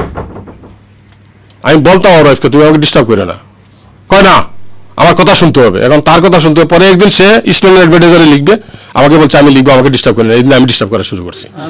তা আমি বুঝাইছি যে বুঝতে, আমি যখন লিখি তখন কিন্তু ডিস্টার্ব করা চলবে না। বলছে ঠিক আছে, এখন আর ডিস্টার্ব করে না, এখন অবশ্য লিখি না, এখন বলি। তো বলতে হলেও মানুষ মুখে আপনাকে দইটা রাখে, বলতে পারবেন না, কেন বলেন আপনি এগুলা? এই হচ্ছে আমাদের বাস্তবতা। এবং লন্ডনে বাংলা সাংবাদিকতার ভবিষ্যৎ এভাবেই চলবে। আমি তো 30 বছর আগে আসছিলাম লন্ডনে, তাহের ভাই তো অনেক আগে, মফিজ ভাই তো এখানে কি করেছেন, পড়ালেখা করেছেন। ওই টিম করে জ্বলবে, যে যতদিন পারে জ্বালিয়ে রাখবে। আর বাংলাদেশ থেকে এগুলো, আমি মফিজ ভাই যেটা বলছেন, এগুলো বলতে বলতে আমি এখন অনেকটা ক্লান্ত। আমাদের যেটি অবদান, বাপচাচার অবদান, সেটা অনেকে জানেও না এবং স্বীকারও করতে চায় না। আমাদের বাপ চাচারা যে এখান থেকে মুক্তিযুদ্ধ অবদান রেখেছেন, কথার সাথে এখন বলে কি, তারেক জিয়ার মানে দালাল, তারেক জিয়ার চামচা। What is this? Absolute nonsense এগুলা। এখন তুমি জানো না মিয়া আমার ব্যাপারে, তুমি লিখে দিলা আমি সাইবার দুর্বৃত্ত, আর তোমাকে এখন বলে লোকজন সাপ্লায়ার সম্পাদক। বাংলাদেশে এখন যেটা সাংবাদিকতা চলছে, বা এই যে আপনার পত্রপত্রিকা যেগুলো, দুলাল ভাই ভালো বলতে পারবেন, তবে দুলাল ভাই বলবেন না, কিন্তু দুলাল ভাই বললে খবর আছে, নামতে পারবেন না গিয়ে কিন্তু এয়ারপোর্টে। তো দুলাল ভাই বলেন, ওই দিন কোন মিটিংয়ে দেখছি উনি বলছেন সাংবাদিকতা এখনো স্বাধীন বাংলাদেশে। তা আমি তো ছিলাম না ওই মিটিংয়ে, আজকে দুলাল ভাইকে উত্তর দিয়ে যাই। সাংবাদিকতা নাকি স্বাধীন? গোয়েন্দা সংস্থা বাংলাদেশের আমাকে সেদিন এক নাম করা টেলিভিশনের প্রেজেন্টার ফোন করে বলতেছে যে ভাই এই পেশা ছেড়ে দিতে হবে। বললাম কেন? কি প্রশ্ন করব কি না করব সেটা আগে পাঠিয়ে দিতে হয়। এবং উনি নাম করা একজন প্রেজেন্টার। তাই বললাম তো কি করবেন? কি করব জানি না, কিন্তু বেতন তো একটা পাই অফিস থেকে, আর কোনো কিছু পাই না। তো এখন কি করব? এই হচ্ছে বাস্তবতা। সব জায়গায় আছে কম আর বেশ কন্ট্রোল করা হয়, হ্যাঁ, যে ওকে কন্ট্রোল করে করো, বেশি বাড়াবাড়ি করতেছে। কিন্তু বাংলাদেশে বেশি একটা সংবাদপত্র, একটি প্রিন্ট মিডিয়া, ইলেকট্রনিক্স মিডিয়ার স্বাধীনতা থাকতে হবে। আপনি একজন সাংবাদিককে স্বাধীনভাবে কাজ করার সুযোগ দিতে হবে, আপনাকে বেতন দিতে হবে তাকে। আমি টেলিভিশন চালাইছি, মঞ্জুর বলছেন যে বেতন দিতে পারি না। ইয়েস, আমি বেতন দিতে পারি না অনেক সময়, এক মাসের বেতন পরের মাসে দিছি, এভাবে দিয়েছি। তবে আমি আপনাদেরকে বলি, আমি যা করেছি সততার সহিত করেছি আমি। এবং আমি টেলিভিশন আমার বন্ধ হওয়ার পরে আমার লস ছিল 1.4 মিলিয়ন পাউন্ডস। আমি এটি লস করেছি আমি। এখন আমি মোটামুটি টেলিভিশন টেলিভিশন চাই না। বিপ্লবদা, আপনার ইনফরমেশনের জন্য বলি, টেলিভিশন ঢাকা চ্যানেল আই আমাকে ইমেল দিয়ে বন্ধ করেছে, বলছে যে আগামীকাল থেকে যদি তুমি আমাদের কোনো কন্টেন্ট ইউজ করো তাহলে আমরা আইনের আশ্রয় নিতে বাধ্য হব। আপনাকে আমি সেই ইমেলটা ফরওয়ার্ড করে দিব। এবং আমি এতটা প্রেশারে ছিলাম, আমি টক শো করতাম, স্ট্রিট ডায়ালগ মনে করেন আগের দিন রাতে করছি, পরের দিন সকালে সাক্ষীরা স্যার ফোন করে বলতো, এই মিয়া তোমার কে বলছে আমি আওয়ামী লীগের বিরুদ্ধে কথা বলবা? আমি বললাম স্যার আমি তো আওয়ামী লীগের বিরুদ্ধে কথা বলি। বলছো তুমি সরকারের সমালোচনা করছো। আমি কি সমালোচনা করছি? যে তুমি সমালোচনা করছো ভোটারবিহীন নির্বাচন। আমাকে তো স্যার এখানে তো গরু ছাগল ছিল। আমি সাংবাদিকতা করি, আমি তো ইলেকশনের দিন দেখছি আমি গরু ছাগল বসে আছে, তো এটা বলবো না? না, এটা বলবো না, বলবো হাজার হাজার মানুষের উপস্থিতিতে শান্তিপূর্ণভাবে ভোট হয়েছে। এবং এটি দুলাল ভাইও বলবেন, 2014 নির্বাচন হয়েছে, দুলাল ভাই বলবেন যে হাজার হাজার মানুষের ভোটার উপস্থিতি, লাইন ছিল উপস্থিতি, এবং 18-ও হাজার হাজার মানুষ ছিল লাইনে। আগামীতে যে নির্বাচন হবে সেটি তো দেখবেন লক্ষ লক্ষ মানুষ থাকবে নির্বাচনে। আপনি এগুলো বলতে পারবেন না, আপনি দেখবেন শুনবেন। আমার মা গতকালকে বলছে যে তুমি আর বাধ্য এগুলা, কারণ তোমার যদি লোকজন বলায় আর লোকজন ভালো কি করে ভালো অবস্থানে চলে যায়। তুমি সারাদিন সত্য কথা বইলো না, সত্য কথা থেকে একটু দূরে থাকো। আমি বললাম যে মা কি মিথ্যা কথা বলবো? তারপর আমি আমার মাকে বলছি, মা এই অফার পাইছি, আমাকে বলছে যা লস্ট করছো সব দিয়ে দিব, আমাদের বিরুদ্ধে অমুক অমুক অমুক অমুকের বিরুদ্ধে কথা বলবেন না। এবং অমুক অমুক কারা লন্ডনে আসছিলেন তারা, আমি নাম বলতে পারবো, বলবো না কারণ বলার আর দরকার নাই। এরকম বলে আপনি বাসা থেকে বাইরেন না, আমাকে বাইরে হইতো। আমি তো তাকি লন্ডনে লাইমা হয়েছে, তুমি আমার কি করবা? আপনারা তো পাই না, আমাকে দূর নেই, আমি তো লাইমা হয়েছে থাকি, এই যে কমার্শিয়াল রুটের পাশে লাইমা হয়েছে, এখানে থাকি, তুমি কি করতে চাও করো, আসা আমার কোনো আপত্তি নেই।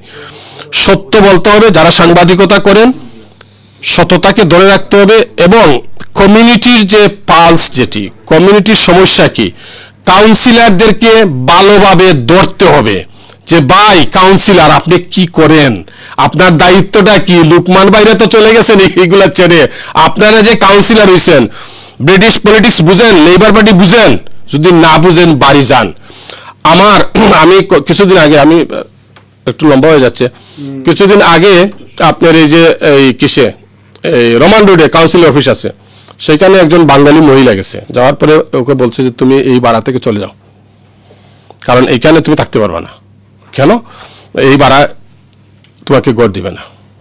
তো মহিলা তো চলে আসছে কান্নাকাটি করে, পরে আমাকে পাইছে, কয় ভাই এইখানে আমি গেছিলাম, আমার বলছে, আমাকে কে বলছে, কয় মেয়েটার নাম জানি না, আমাকে মেয়েটার নাম দো। রাতে আমি টকশোতে বসছি, বৈশা বলছি যে এই মেয়ের নাম দেন, এই মহিলার নাম কি?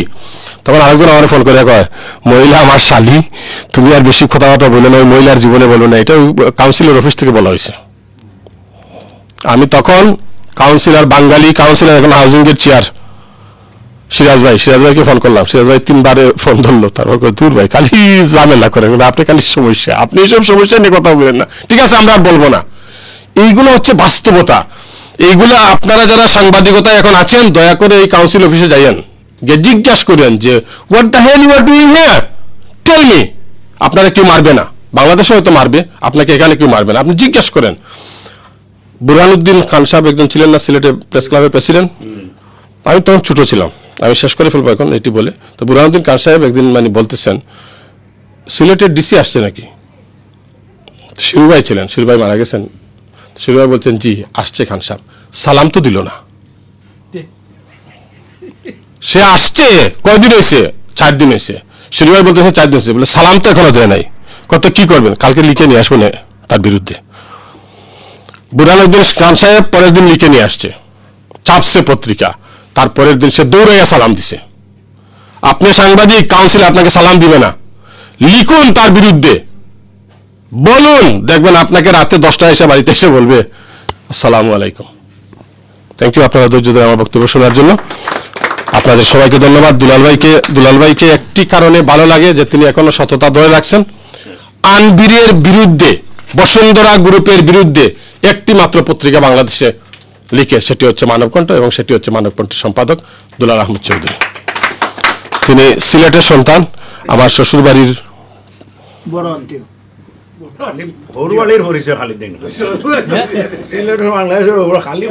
মফিজ ভাই, আমি তো ওর বাড়ি লাগি, আমি ওর বাড়ি লাগি বাসি আছি, তৈল আমি বাসি আছি, আমি ওর বাড়ি লাগি। ধন্যবাদ, ধন্যবাদ, গড় সবাই লাগান, ধন্যবাদ আপনাদের সবাইকে।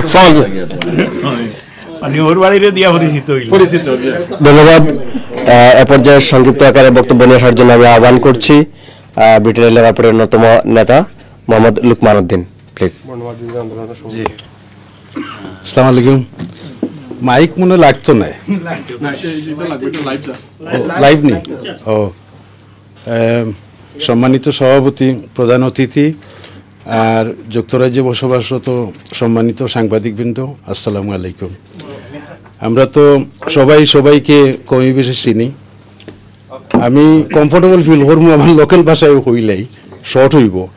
সংকট যেটা দেখরা আপনারা, আমরা যে সংকট পাইছি 1978-79 ইদেশও সুরমা নামে যে পত্রিকা ডাক্তার বসিরা আপনাদের খসলা নিউ রোডের কমার্শিয়াল রোডের হেসেল স্টোরের কোনা ট্রাফিক লাইট উবাই ওখানে আমরা দিতা, আমরা নিতাম, পড়িতাম। জি এর আগে আমরা করতাম কিতা, কোনো মিটিং মিছিল কোনটা হইতে হইলে লিফলেট সভা করতাম, রাস্তায় রাস্তায় ওটা বাটি বাটি দিতাম। ও আছিল ব্যবস্থা।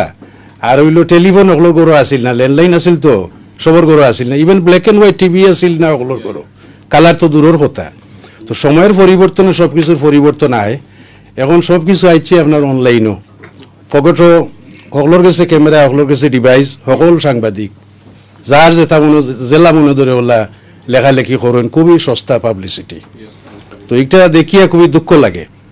আমি আজকে খুবই সংকট সময়ের মাঝে আইছি। আমার মা খুব বেশি অসুস্থ, হসপিটাল, দোয়া করবা। আমার তাইর ভাইয়ে জানুন, ওই মানুষ বড় সম্মান করি, যে কোনো সমস্যা আইলেও যে কাউন্সিলরের মাত আইসে আমার সব ভাই কইসেন কথা একারে সঠিক। আপনারা সাংবাদিক হলে কাউন্সিলর যে মিডিয়া ডিপার্টমেন্ট আছে, এখানেও মিডিয়া ডিপার্টমেন্টের ডিপার্টমেন্ট আছে। আপনারা যদি সাংবাদিক হলে একটা মিটিং করেন, তাহলে আমরা আপনারা সহযোগিতা করবো। আপনারা কাজ হইলে তো খুঁজাইয়া ওগুলো বার করা। এখন যে আপনারা যদি খুঁচাইন না, জনবিক্স এ হইল গিয়া আমরা যে পাল সকল বুঝে, আমরা তার অবায়ও দে সাপ্লাই দিয়ার, অবায়ও সাপ্লাই দিয়ার ইনফরমেশন আর কি খে খিতা করি সব তো জানে। এখন হে ফালস বুঝে লিছে, খালি একটা ফটো তুলি দিলে হে আমার একদিন কয় আমি মনে করি ওয়ার্ল্ডের মাঝে মনে হয় ভেরি ইম্পর্টেন্ট পার্সন।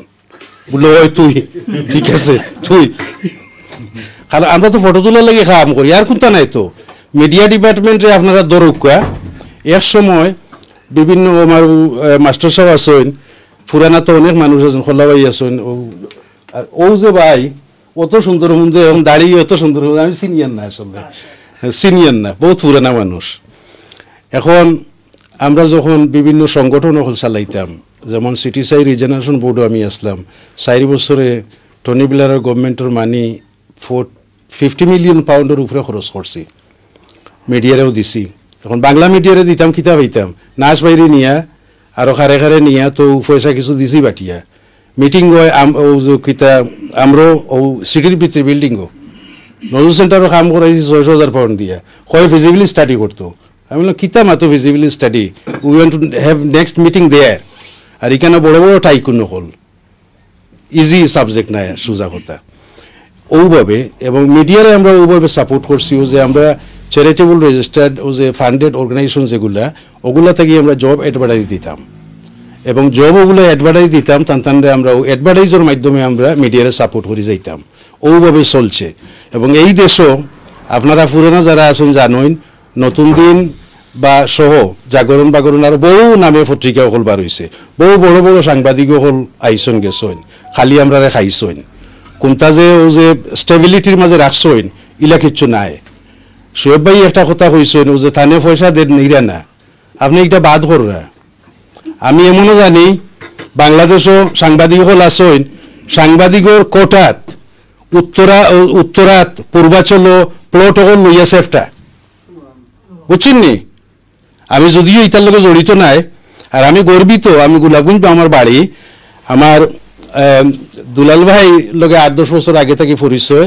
আর তান শিষ্য লাগে আমার মঞ্জুর চৌধুরী বেটারে আমি খুব মায়া করি লেখার মাঝেও বলা একটা ক্ষমতা দেখি আমি তান আর আমি খুব লাইক করি ভেরি রিসেন্টলি গোলাপগঞ্জ যদিও উন্নত মনে করেন আমরাও কিছু সমস্যা সকল আছে নেতৃত্বর অভাব আছে দুলাল ভাইও জানেন তো ওখানে একদিন একটা ইস্যু নিয়ে লেখতাম আসলাম তো আমার মঞ্জুরে দুলাল ভাই লোকে মাথাইয়া দিলে তার নাম্বার আমার কাছে নাই ও জেলা মাহাতুল্লাহ খাম থ্যাংক ইউ দুলাল ভাই আজকে আনুষ্ঠানিকভাবে আপনারা ধন্যবাদ দিয়ার কাজ হোক আর না হোক এটা হইল বড় বাদর কথা এর বাদে হইল এখন আমরা যেটা করার দরকার আছে লন্ডন বিশেষ করে আমরা আবু তাহের ভাই 2 জন বাচ্চা মিডিয়া ডিপার্টমেন্টও বিবিসিত কাম কররা এবং ইউকে তেমন কোনো ইউনিভার্সিটি নেই যেন আমরা ফুয়াফুড়ির নাই আমার মনে হয় আপনারা যারা ও যে প্রেস ক্লাব বা প্রেস সংগঠন যারা আসেন আপনারা প্রত্যেকটা ইউনিভার্সিটির মিডিয়া ডিপার্টমেন্টও যোগাযোগ করুক যোগাযোগ করিয়া আমরা যে ফুয়াফুড়িন যেগুলো আসুন ওগুন তোরে আনুক আনিয়া আর ও অনলাইন পত্রিকা তো লাগাউক বাংলা এবং ইংলিশ ভাষণ বাংলাটা আপনারা দেখলা আর ইংলিশটা তারা দেখলো তারা যদি আপনারা এইভাবে অ্যাট্রাক্ট না করেন তো তারা কেউ করতো নাই তারা ইংলিশ মিডিয়ায় করব আর এই দেশে মিডিয়াত বিগ মানি আর সোয়েব বাইরে আমি অনুরোধ করবো আমরা তো দেখছি বহুত কিছু গফার বাইরেও দেখি আর বুড়ো হয়ে গেছেন তো সকল গেলেও গালাবাই ফটো তুলে না আমার ফটো নাই তার লোকে যাই দরকারও নাই কিন্তু বেশাবেশি তো হয় এটা দেখি আর তো আমরা তো আমি ধন্যবাদ জানাই আবারও আমার দুলাল ভাইয়ের মতো মানুষ বাংলাদেশের মতো জায়গাত কিভাবে যে টিকিয়ে আসেন দোয়া করি ভাই আল্লাহ আপনারা সুস্থ রাখতো আর আরেকটা দুইটা কোট করতাম চাইমু প্রধানমন্ত্রী তো উদ্যোগ দেশও যাইবা গিয়া তো করবার প্রেস কনফারেন্স এর আগে 2টা প্রেস কনফারেন্স দেখছি আমি এই দেশে এখন টেলিভিশন দেখি না মোটেও দেখি না কারণ ও যে লিল্লাইতায় তুলতে তারা চ্যানেলের মালিক এখন দেখতা কিতা দেখার কোনটা নাই এখন দেখি প্রধানমন্ত্রীর অফিসে 2টা কনফারেন্স আমি নোটিস করছি অত বালা বালা সাংবাদিক অত ট্যালেন্টেড এমন ফ্লেটারিং ভাবে প্রশ্ন আজব এগুলা দুলাল ভাই আমরা লাগি শরম কিন্তু জাতির লাগি শরম যদিও বাংলা করাই কেন বিশ্ব মিডিয়া একটা দেখের মিস্টার গগল টিভা মারলেও ট্রান্সলেট হয়ে যায় যে তেল কতখান লাগানি হয়েছে তখন এইটা কিন্তু আবার আমরা জাতির লাগে কিন্তু বিরাট শরম আমি আর কথা বাড়াইয়েন না ওগুলোর কষ্ট আমার মাহাত সুন্দর লাগতো নাই আর ধন্যবাদ দিয়ার আবারও ইনো ফুরানা যারা আইসেন ওগুলোরে আবার ধন্যবাদ দিয়ে ওগুলো সময়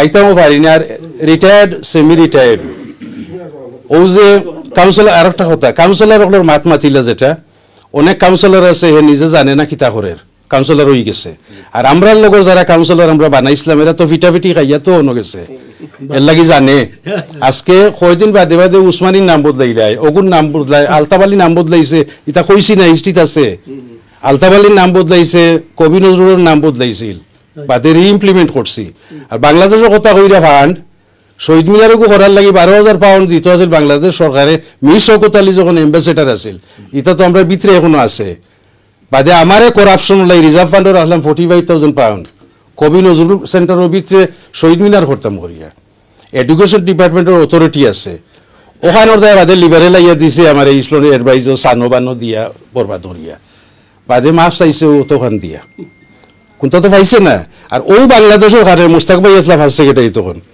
ও বাংলাদেশের কারণে তো আমরা শহীদ মিনার করতাম, বেটা খুঁজিল 12,000 পাউন্ড দিব, রিজার্ভ ফান্ড রাখিয়া বাদে নাই, এর বাদে যাই চান্দা তুলি আমরা অগু করছি। তো যাই হোক অনেক কিছু যেগুলো আছে ও মতো মানুষ জীবিত, যার কারণে গিয়া কোনোখানো বেড়া দেখলেও বাংলা টাউন তুলিলে আর আও, ওখান ওই যার আও, ও আমরা আই, আর জায়গা নাই তো। তো আল্লাহ হায়াত দোক ভাই আপনারে। তবে বাংলা মিডিয়ার অনর যে মেইন স্ট্রিমর যে ফুয়া ফুড়িন ওতার এই কিছুটা যদি একটা ফোরাম করা হয়, এরা আমরা কিছু বাঁচাইয়া রাখবো। Thank you. ধন্যবাদ। আমরা আসলে অনেক কিছু জানলাম, এ পর্যায়ে অনেক লম্বা হয়ে গেছে। আমরা শেষ পর্যায়ে না আপনাকে না, সার্বিক দিক থেকে আমাদের অনুষ্ঠান অনেক লম্বা হয়ে গেছে। কালকে দুলাল ভাই সকালেই চলে যাবেন, যেহেতু রাতে ওনার রেস্ট নেওয়ার প্রয়োজন আছে। আমার ইচ্ছা আছে আমরা খোলা ভাই, ফারুক ভাই, রফিক ভাই, আমার নুরুল হুম, আমরা 8:30 হয়ে গেছে।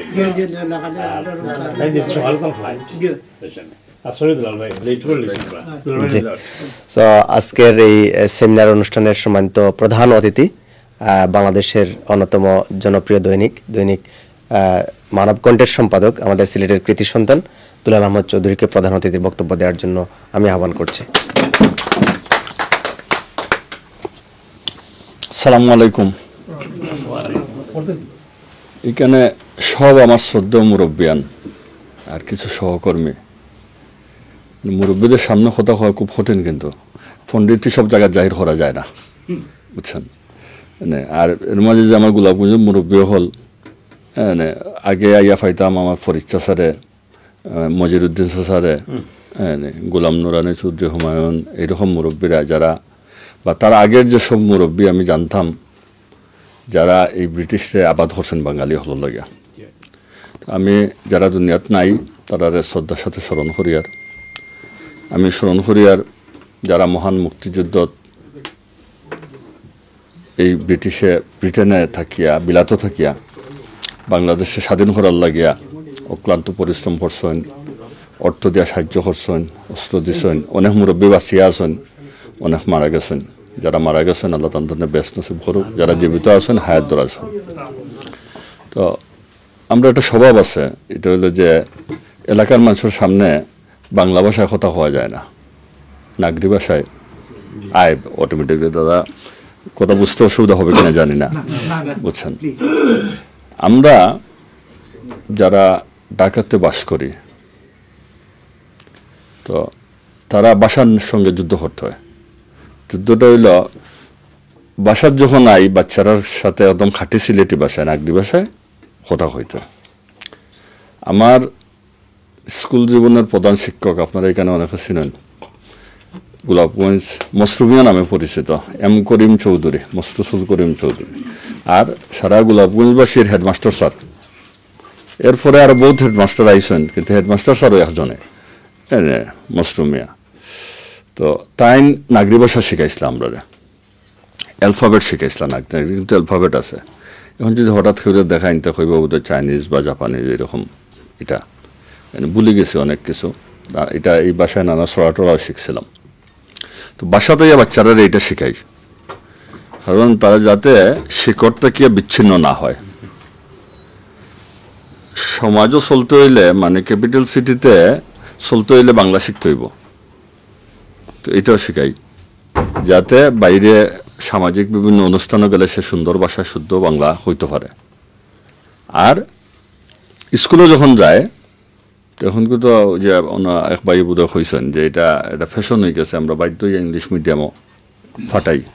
আর না হইলে অন্তত মানে যেটা যাতে গড়িয়া ওঠে, কি বলে এইটারে আপনার ছোটটাকে যাতে তার অবস্থানটা সে শক্ত করতে পারে, এই জন্য বাধ্য ইয়া। কারণ তার কোনো ওয়ে নাই, সে দেশ বিদেশ যাইতে হইলে, পড়ালেখা করতে হইলে, সারা জীবন কি পিয়নের চাকরি করব, তারে ইংরেজিটা শিখতে হইব, আন্তর্জাতিক ভাষাটার সাথে তার সম্পৃক্ততা বাড়াইতে হইব। তাই বাধ্য ইয়া আমরা ফাটাই। কারণ আমরা বাংলা মিডিয়াম স্কুলগুলা মানে সারা দেশে যে আমরা তো পড়িয়ে আইছি গ্রামের স্কুলও, কিন্তু বাংলা মিডিয়াম স্কুলগুলোতে পড়ালেখার সিস্টেমটা আসলে বাংলার মধ্যেই সীমাবদ্ধ, যুগ তো এখানে নাই, তা অনেক দূর গেছে। তো সেই ক্ষেত্রে বাধ্য এখানে পড়ানো, তো এটাও শিখাইতে হয় তারা। তো এই 3 ভাষার সাথে যুদ্ধ করিয়া এখনকার বাচ্চারা কিন্তু আমরা তো অনেক বেশি চালাক। তারা আমার বাচ্চারাই দেখছে আপনার ওই টেলিভিশন দেখিয়া সে আপনার হিন্দি টিন্দি তো এই যে বাচ্চারা একদম ছোটবেলায় শিখে ফেলায়, তো সে স্পেনিশ শেখার চেষ্টা করে, সে জাপানিজ শেখার চেষ্টা, সে নিজের মাঝে মধ্যে আইয়া হঠাৎ করে প্রশ্ন করো বাবা এটা আমি তো এটা হা করি হয় কিতা বুঝিলাম না, হয় তুমি বুঝো না, এটা বুঝবা কেমনে, তুমি তো শেখালে এটা যে স্পেনিশ ভাষা, এই তোমার জিজ্ঞাসা করছে তুমি কেমন আছো, বুঝছেন, মানে বাচ্চারা যা করে আর কি ছোট বাচ্চা। যাই হোক, তো এটা একটা বিশাল বিষয়। আমি আলাপে আইলাম আপনাদের আজকের এই যে সুন্দর অনুষ্ঠান ইউকে বাংলা প্রেস ক্লাবের প্রথমে আমার সম্মানিত করার লাগিয়া আমি আপনাদের অভিনন্দন জানাই।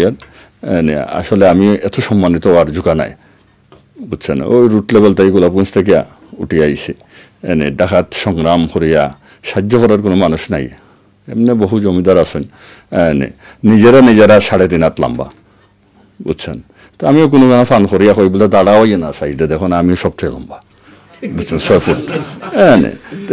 সত্যিকার অর্থে সাহায্য করে না কেউ, একদম যুদ্ধ করিয়া পরিশ্রম করিয়া সকাল 9টার থেকে রাত্রে 4টা পর্যন্ত পত্রিকার 4 এডিশন বাইর করিয়া মানে গায়ের উপরে দিয়া সব জুলুম করিয়া আজকে এই জায়গা থেকে অবস্থান নেওয়ার চেষ্টা করি। ফলে তো সিলেটি শুনলে তো ফলে অযোগ্য, ব্রিটেনও আপনারা অবস্থান করছেন, কিন্তু এই যে দাদা কইতে পারবো ডাকাত ও সিলেট নেই, সিলেট সব উন্নয়ন হয়ে গেছে। সাইফুর রহমান আইলে সাইফুর রহমান সবার সময় হয়ে গেছে, বিএনপি আইলো বলে এটা তো কি করিয়া গেছেন কি উন্নয়ন, সিলেট যা করার মহিত সাহেব করিয়া গেছেন গিয়া, সিলেটের আর লেইন আর হয় না, মানে ঢাকা সিলেট মহাসড়ক আর হয় না, এটার কোনো গুরুত্ব নাই। এটা এখন শেষ সময় আল্লাহ মালুম হইব কিনা জানি না, বাট ওইসে আনন্দ। তো আপনারা এই সুন্দর অনুষ্ঠানে যে টপিক্সটা রাখছেন সেটা হলো যে সংকট ও সম্ভাবনা। আপনারা অনেকেই আলাপ আলোচনা করছেন যে আমরা সংকট কি সমাধান কি। আমার কাছে আমার ধারণাটা ভুল হইতে পারে, আমি তো গবেষণা করছি না। আমি জানি যে বাংলাদেশেও অনেক ভাই আছেন যারা এই ব্রিটেনে সাংবাদিকতায় জড়িত এবং নানা বিষয়ে গবেষণা করেন, বইপত্র লেখেন।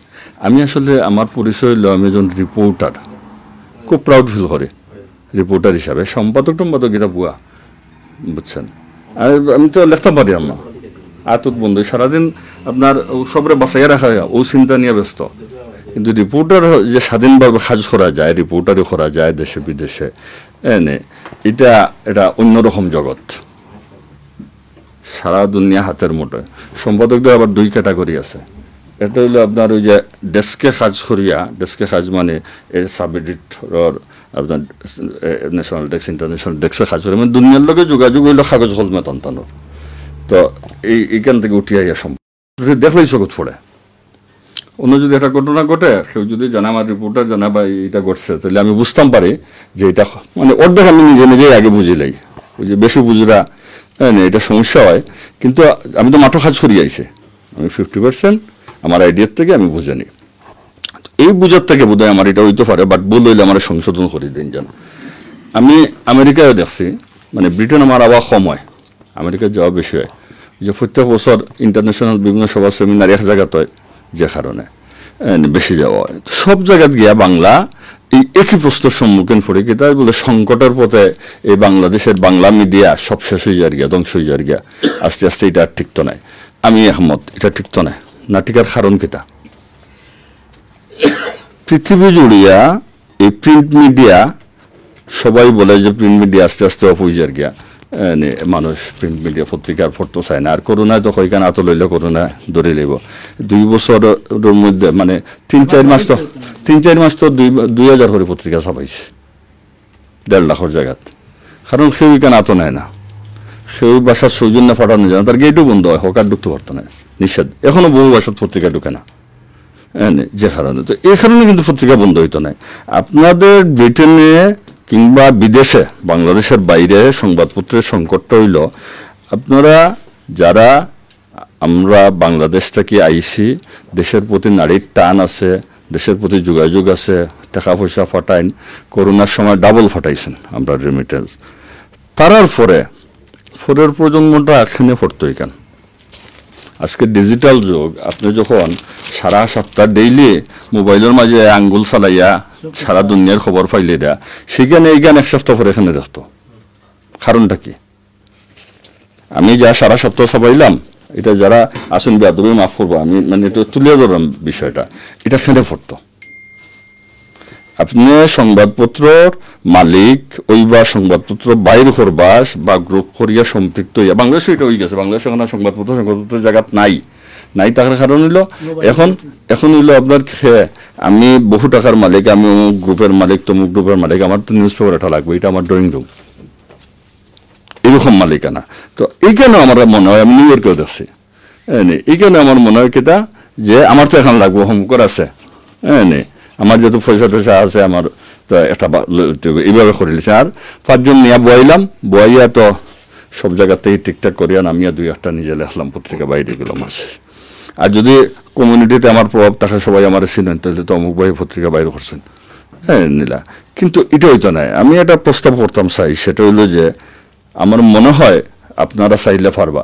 এখন এই ব্রিটেনে আমাদের কোন 3য় প্রজন্ম চলেন না, আমি তো মনে করি 4র্থ প্রজন্ম চলে, 4র্থ শুরু হয়ে গেছে। কারণ যখন পয়লা আইয়া জাহাজেটা যে আইসেন, দরজার সামনে ইট রাখছে, আমার মুরব্বী হলোর গল্পটাই হইলাম, আমি তো আর দেখছি না, বাসা চিনি না, ইট এখন রাখিয়া গেছে সিফার মাঝে, যাতে ও দরজা আমার চিনতাম। তো আরো জনে শয়তানি করে আমার ইট এখান হরাই লিছে, আমার বন্ধু সারা রাত ঠান্ডার মাঝে ঘুরাঘুরি, কোন দরজাত ঢুকতাম, নক করতাম। আমার রাগি বলি সবাই আমার লোক বইয়া গল্প করছেন, হয়েছে এটা মাত্র না বাতিজা, মানে আমরা কিলা এটা করছি। যাই হোক, তো এখন আপনি প্রত্যেকটা মানুষ আমরা নিজের ফ্যামিলি দিয়ে যদি চিন্তা করি যে আমি বাংলা জানি, আমি বাংলা পড়ি, এই পত্রিকাটা কেন পপুলার হয়েছিল? এই যে আপনারা যে কমিউনিটি পত্রিকা, বাংলা পত্রিকা বাইর করছেন, এটা সব কিন্তু কমিউনিটি বাংলা পত্রিকা। তো এই যে কমিউনিটির পত্রিকা বাইর করছেন, এটা পপুলার কেন হয়েছিল? পপুলার হয়েছিল যে আমরা যারা আইসি বিদেশে, আমরা কিন্তু ওটার উপর নির্ভরশীল, ইংরেজি জানি না, তো টুকটাক জানি, কথা কইতাম পারি, ওই জিনিস কেনার দরকার গিয়া কইতাম পারি এটার দাম কত, বা ওই জিনিসটা আমার দরকার, এর বেশি কিন্তু না, ওলাই তো আমরা চালাইছি। এখন আমরা 2nd 3rd প্রজন্ম ছেলেরা লেখাপড়া করছে ইউনিভার্সিটিতে, বিদেশের বিভিন্ন পর্যায়ে খুবই গুরুত্বপূর্ণ অবস্থানে আছে। আর এবং এটাও বিশ্বাস করি, নট যে ব্রিটেন, ওয়ার্ল্ডের যত দেশে বাঙালি আছে, তারা ছেলেমেয়েরা কিন্তু কলেজ ইউনিভার্সিটিতে ওই দেশের মানুষ থেকে ভালো করে, কারণ পড়ালেখার প্রতি আমরা আগ্রহ আছে। তার তো কোনো সমস্যা নেই, ইংরেজি তারা জানে, তারা ফর্মালিটিস দরকার, সার্টিফিকেট দরকার, এর বেশি কিন্তু তারা চায় না। বাট আমরা বাচ্চারা পড়ালেখা করে, আমরা ফ্যামিলি তো ট্রেডিশন আছে, পড়াই বেড়াই সন্ধ্যা হয়ে গেছে পড়াতবো না, সকালবেলা ঘুম থেকে উঠে পড়াতবো, এটা কিন্তু এই ছোটবেলার থেকে গ্রাম থেকে এই ট্রেডিশন। তো এখন এই কমিউনিটি পত্রিকা আপনারা আর পড়াইতে পারতো না, আপনার কালকে থাকতো না, পরশু দিন মানে আপনার থাকতো না, এই আপনার ছেলে কিন্তু আর এই পত্রিকা পড়তো না, তার এটা জানার কোনো প্রয়োজন নাই। যদি তার কোনো কিছু সামান্যতম টান থাকে দেশের প্রতি, তাহলে হয়তো ফাইলে আছে এটা বাংলা নিয়ে একটু দেখি, বাট সে এটাও দেখতো না, কারণ তার টান তাহলে সে মোবাইলে সার্চ দিব, তো সার্চ দিয়া কম্পিউটার ল্যাপটপে সার্চ দিব, সার্চ দিয়া তার যদি কোনো কিছু প্রয়োজন পড়বো। আপনারা এই যে এত ফিসে এখনো খেনে রয়েছেন, আপনারা ব্যাপকভাবে যেভাবে পাড়ায় পাড়ায়, মহল্লায় মহল্লায়, জেলা সমিতি, উপজেলা সমিতি, গ্রাম সমিতি, পাড়া সমিতি, খরিয়া 2 গ্রুপ 3 গ্রুপ ঝগড়া ফসাদ, এটা কিন্তু কোনো বেদবি না যান, মানে বাস্তবতা এটাই না, সর্বত্র আমরা সফলভাবে, মানে বাংলাদেশ আর কিছু পারি না পারি, এই জিনিসগুলো খুব সফলভাবে রপ্তানি করতাম পারছি বিদেশে, রাজনীতির থেকে শুরু করি, আওয়ামী লীগ, বিএনপি, পাড়া কমিটি, জাতীয় পার্টি, আপনার কি বলে অ্যাসোসিয়েশন, এটা বিদেশে হতো নাই, কিন্তু দেশে হতো নাই যে পরিমাণ। এগুলোর পিছিয়ে আমরা যে পরিমাণ সময় নষ্ট করি, অর্থ নষ্ট করি, ঠিক আছে, আমরা ইউনিটি না থাকলে ঠিকই থাকবো সামনে, বাট পাশাপাশি মূল স্ট্রিমের সাথেও আপনারা ব্যাপকভাবে ইনভলভ হওয়া উচিত আছিল। ইনভলভ হইলে এখন এই দাপটটা এখন যেটা আছে, যেটা নিয়ে আপনার শঙ্কিত তখন দাপট থাকতো না, যেটা আমার ফসল ভাইয়ের খালি হতাশার বক্তব্য, মানে খালি নেগেটিভ বক্তব্য, ভাই একটু পজিটিভ দেখো, বুঝছেন? না না, আমি না পক্ষে হই না, আমি হই শেষ করি। তো এই যে বিষয়টা আপনারা কিন্তু অনেক বেশি মূল স্ট্রিমের সাথে যদি আপনার সম্পৃক্ত হয়ে যেত, তাহলে কিন্তু অনেক বেশি দাপট আপনারা পাড়িয়ে যেত, নারীর টানটাও থাকতো, এইখানোর এই দেশের উপরে আপনারা এখন আছে না পাবো, আপনারা মন্ত্রী এমপি আছে না, এটা 10 গুণ বেশি থাকতো।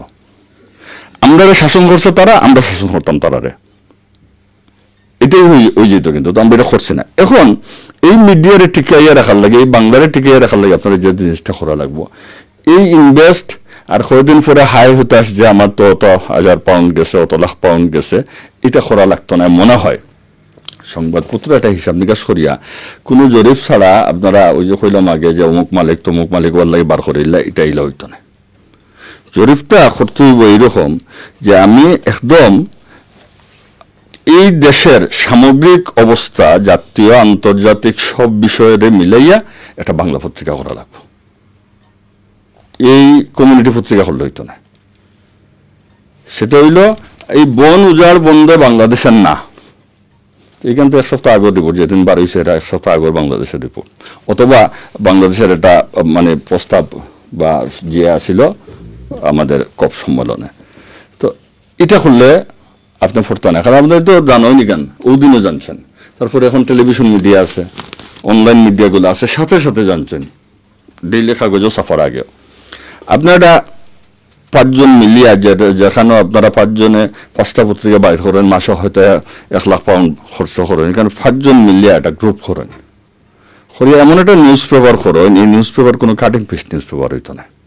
এই নিউজ পেপার শুধু বাংলাদেশের অমুক ফরাত মিটিং করছেন, তমুক ফরাত সাংবাদিক সবাই প্রধান অতিথি হিসাবে বক্তৃতা দিচ্ছেন, এইসব সাফা হইতো না। একদম জেনুইন একটা ইংলিশ মূল স্ট্রিমের যে নিউজ পেপার, ওইটাই ওই নিউজ পেপার হইব, কিন্তু এটা বাংলায় হইব। এখন এটার পিছনে 20 জন লাগবে, ডেইলি রিপোর্ট অনুবাদ করার লাগে, করিয়া এটা বাংলা বানাইতে হইব।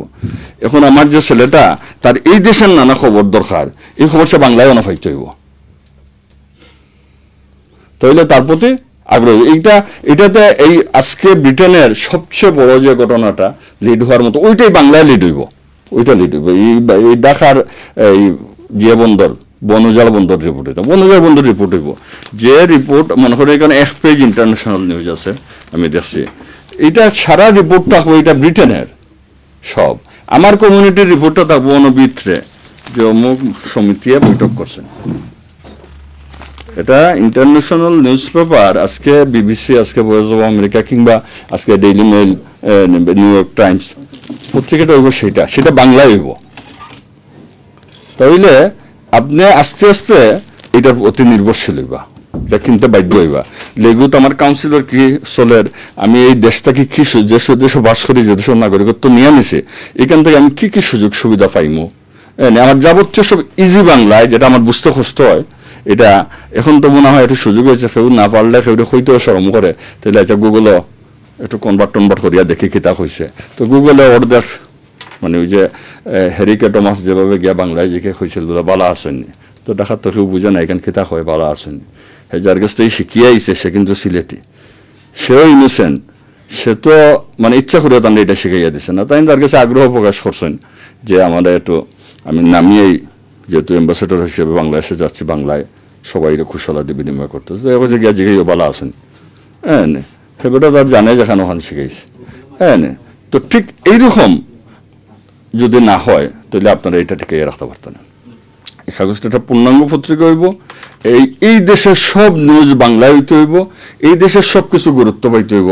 বাংলাদেশে যদি ওই রকম কোনো ঘটনা ঘটে যেটা অন্য সিঙ্গেল কলাম স্থান পাইতে পারে, তাইলে এটা সিঙ্গেল কলাম স্থান পাইব। বাংলাদেশের মানুষ হিসাবে, বাঙালি পত্রিকা হিসাবে এটার বিশদ রিপোর্টগুলা এখানে থাকবো, এখানে 1-2টা থাকতে পারে। তাইলে দেখবা যে একটা জাতীয়, আমরা মনে করেন ইউএনবি, আমরা বাসস মানে সরকারের যে এজেন্সিগুলা বাংলাদেশ সংবাদ সংস্থা, তো সব খরিয়া টরিয়া নিউজ টুজ এটা একবার চোখ বলাই। তার কারণটা কিনা, রাষ্ট্রের গুরুত্বপূর্ণ কিছু এটাতে আছে কিনা। আপনার প্রয়োজন যে এই মুহূর্তে আপনার যে প্রাপ্য সুযোগ সুবিধা এই রাষ্ট্রটা কিয়া, এটা কোনটা খাটলো, কোনটা রাখলো, খটটুকু বাড়াইলো, খটটুকু কমাইলো, কালকে কি সুযোগ দিচ্ছে, এটা যদি কেন না থাকাতে আমি এটার প্রতি আমার আগ্রহ থাকবো কেমনে। আমি যে এখানে বাস করি সবকিছু এই দেশ কেন্দ্রিক। আমার এই বন খাটিয়ে লেইছে কুলাউলাত আমার দরকার আছে না, বাড়ি কুলাউলা তুললে হয়তো আমার একটু আগ্রহ নিয়ে দেখো, আর খুব দরকার আছে না, নাই, বিদায় এটা অস্তিত্ব টিকে রাখতে পারত না। এবং আমি যেটা খুঁজছি, এরকম যদি নিউজ পেপার সত্যিকার করতে পারেন, 3 বছর জিয়া রাখতে হইব। আপনার কে বলে এটার এস্টিমেটেড টাইম রাখা লাগবো, যে 3 বছর আমি ইনভেস্ট করবো 3 বছর ইনভেস্ট করবো, 3 বছরের ভিতরে আমার যত ধরনের প্রচার প্রপাগান্ডা সব কর্ম কমিউনিটিতে, এবং এক পর্যায়ে আমার বিশ্বাস আমি রাখি যে এবং সাথে ডিজিটাল মাধ্যমটা তো থাকবই। এখন তো অনলাইন ওয়েবসাইট হাবিজাবি সব থাকে, এই পেপার সব থাকে। তখন আমার পরবর্তী প্রজন্মটা সে বাধ্য হইব মোবাইলও টিপতে, যে বাংলা পোস্ট বা XYZ সে টিপতে বাধ্য হইব, এবং এগুলা সে বাংলায় সব কিছু, তার যেটা প্রয়োজন, যেটা সে ইংরেজি খুঁজে বাইর করিয়া পড়তো, যেটা প্রয়োজন সেটা পার। এটা পাইতে হইলে ব্যাপক ইনভেস্ট লাগবো, ব্যাপক স্টাফ লাগবো। আমার জেলা 250 মানুষ না হইলে আমার পত্রিকা বাইর হয় না, ঠিকই ভাবে লাগবো। আমার যেভাবে একটা ইন্টারন্যাশনাল রিপোর্ট লাগলে মাস্ট এটা অনুবাদ করাইতে হইব, এইভাবে লাগবো। এটা এইখানে সব করবো। হ্যাঁ, এটা কস্টলি, এই দেশে কাম করাইতে হইলে খরচ বেশি, আমার দেশে যেটা নিঃসন্দেহে এখানে অনেক বেশি। এইটা যদি ইনভেস্ট করতে পারেন তাহলে সত্যিকার অর্থে এটা বাংলা পত্রিকা, বাড়িগুলো হলো সব কমিউনিটি পত্রিকা, কমিউনিটি পত্রিকা অস্তিত্ব টিকে রাখতে পারতেন না। এটা তো এখানে বিজ্ঞাপন দিব, এটাতে বিজ্ঞাপন দিব যে আপনি একটা সভা করে, যে আজকে দুলাল সব আইসেন, সব আইন জান দাওয়াত হইয়া বিজ্ঞাপন, এছাড়া এটাতে আর কি বিজ্ঞাপন দিব? বাস্তবতাই তো তাই, আমি নিউ ইয়র্কেও দেখছি বাস্তবতা তাই। বিদায় আমার মুরব্বীরা আছেন, মানে এইরকম যদি উদ্যোগ আপনারা নেন, এখন কিন্তু টাকা পয়সার অভাব আমরা কমিউনিটির লোকজনের কাছে নাই। অসংখ্য আল্লাহ এই তৌফিক দিয়েছেন তান্তানরে, মানে ব্যাপক খরচ করার মতো। আপনারা চিন্তা করে, বিশেষ করে ফসল ভাই, আপনি এইরকম একটা জিনিস চিন্তা করতে পারেন যে এটা অরিজিনাল পত্রিকা হইব, যেটা সারা ব্রিটেন তুলিয়া ধরবো, কিন্তু এটা বাংলায় পড়বো মানুষ, তৈলে এটা পত্রিকা হইব। যাই হোক, আমি বোধহয় একটু বেশি লম্বা করলে আমার কথা বুঝতে পারছেন। আরেকটা বিষয় হইল, বাংলাদেশ সরকারকে অনুরোধ করার লাগে হয়েছেন যে এই যে বাংলাটা টিকাইয়া রাখার লাগে। এখনকার এই আধুনিক যুগ, ডিজিটাল যুগ, আপনি একটা ক্লিক করিয়া সারা বিশ্ব যেটা আপনার প্রয়োজন সেটা আপনি সামনে পাই। এটা আর সরকারের সহযোগিতা চাওয়ার কিচ্ছু নাই। আমি মনে করি ব্যক্তিগতভাবে এটা আমার ট্রেডিশন, যে কোনো কিছু হইলেই প্রধানমন্ত্রী কেতা করলা, খালেদা জিয়া কেতা করলা, শেখ হাসিনা কেতা করলা, সরকারে কেতা করলা, এটাতে চাওয়ার, এটা চাওয়া মানে খালি ফিসে থাকা, কারণ এটা তো স্লগতিতে হাঁটে, বুঝছেন, হাঁটে। আমি মনে করি এটা সবাই কইলেছেন ছোট করি, আমি তবুও কই যে আমরার বাচ্চারারে বাংলা একদম মাস্ট, বাধ্যতামূলক শিকার, নইলে কিন্তু তা আপনার আত্মীয় স্বজন ভাই বাতিজা যে দেশে আছে তার লগে তার কোনো সম্পর্ক থাকতো না। মানুষের সম্পর্কটাই হইল, মানুষের এই যে বন্ধু বান্ধব সম্পর্কটা বাড়ে কেমনে, একে অন্যরা যখন মন খুলিয়া কথা কইতে পারে, তার মধ্যে যখন হেজিটেশন থাকবো, সে এ কইব বাংলায় হে বুঝবো না, হে কইব বাংলায় এ বুঝবো না, তখন কিন্তু সম্পর্কটা টানতো না একে অন্যরে। বছর শেষে একবার বাড়ির যাই, আজকে আপনি যে যাইরা, এটা কিন্তু তার মাঝে থাকতো না, আপনার ছেলের মধ্যে থাকতো না। তাহলে কি করতে হইব? তারে বাংলাটা শিখাইতে হইব, আত্মীয় স্বজন শিখাইতে হইব, চিনাইতে হইব। এখন আধুনিক যুগ, আপনি ভিডিও কল দিয়া তারে উত্তর ফুফুর লগে মাত, উত্তর শাসার লগে মাত, এই জিনিসটারে ঘন ঘন চর্চা করা লাগবো। এই চর্চার মধ্যে দিয়ে নানা প্রস্তাব আইছে যে আমরা সব স্কুল বন্ধ হয়ে গেছে, কেন বাংলা? এটা কিন্তু উদ্যোগ নিতে পারে, মুঞ্জেররা নিতে পারেনি সব উদ্যোগ। এটা কিন্তু চমৎকার সিস্টেম এটা শেখানোর। এই দেশে এখন আমরা তো যুগ বদলে গেছে, এখন আর আমরা মানে জ্ঞানীর লোকরা বিদেশে যান, বিদেশে গিয়ে জ্ঞান দান বেশি করেন, দেশে কিন্তু কম করেন। আমার ফসল ভাই যেটা হচ্ছেন এটা সঠিক, যে আমরা আওয়ামী লীগ আগে 71-এ পাকিস্তানিরা বুদ্ধিজীবী অখলরে চিহ্নিত করে করিয়া দরিয়া নিয়ে মারছে, মারছে না, দরিয়া নিয়ে মারছে, কিন্তু কেমন বাইরে যেতেন, কিন্তু এখন যদি এরকম কোনো ঘটনার সৃষ্টি হয়, এখন বুদ্ধিজীবী মারা লাগতো না, কারণ এই বুদ্ধিজীবীরা কোনো খামো লাগে না দেশের। এখন হয় আওয়ামী বুদ্ধিজীবী, নইলে বিএনপি বুদ্ধিজীবী, বামরা এখন হয় অবায় জ্বলছেন, নইলে হবায় জ্বলছেন, একদম বাস্তবতা। দেশের বুদ্ধিজীবী কিন্তু নাই।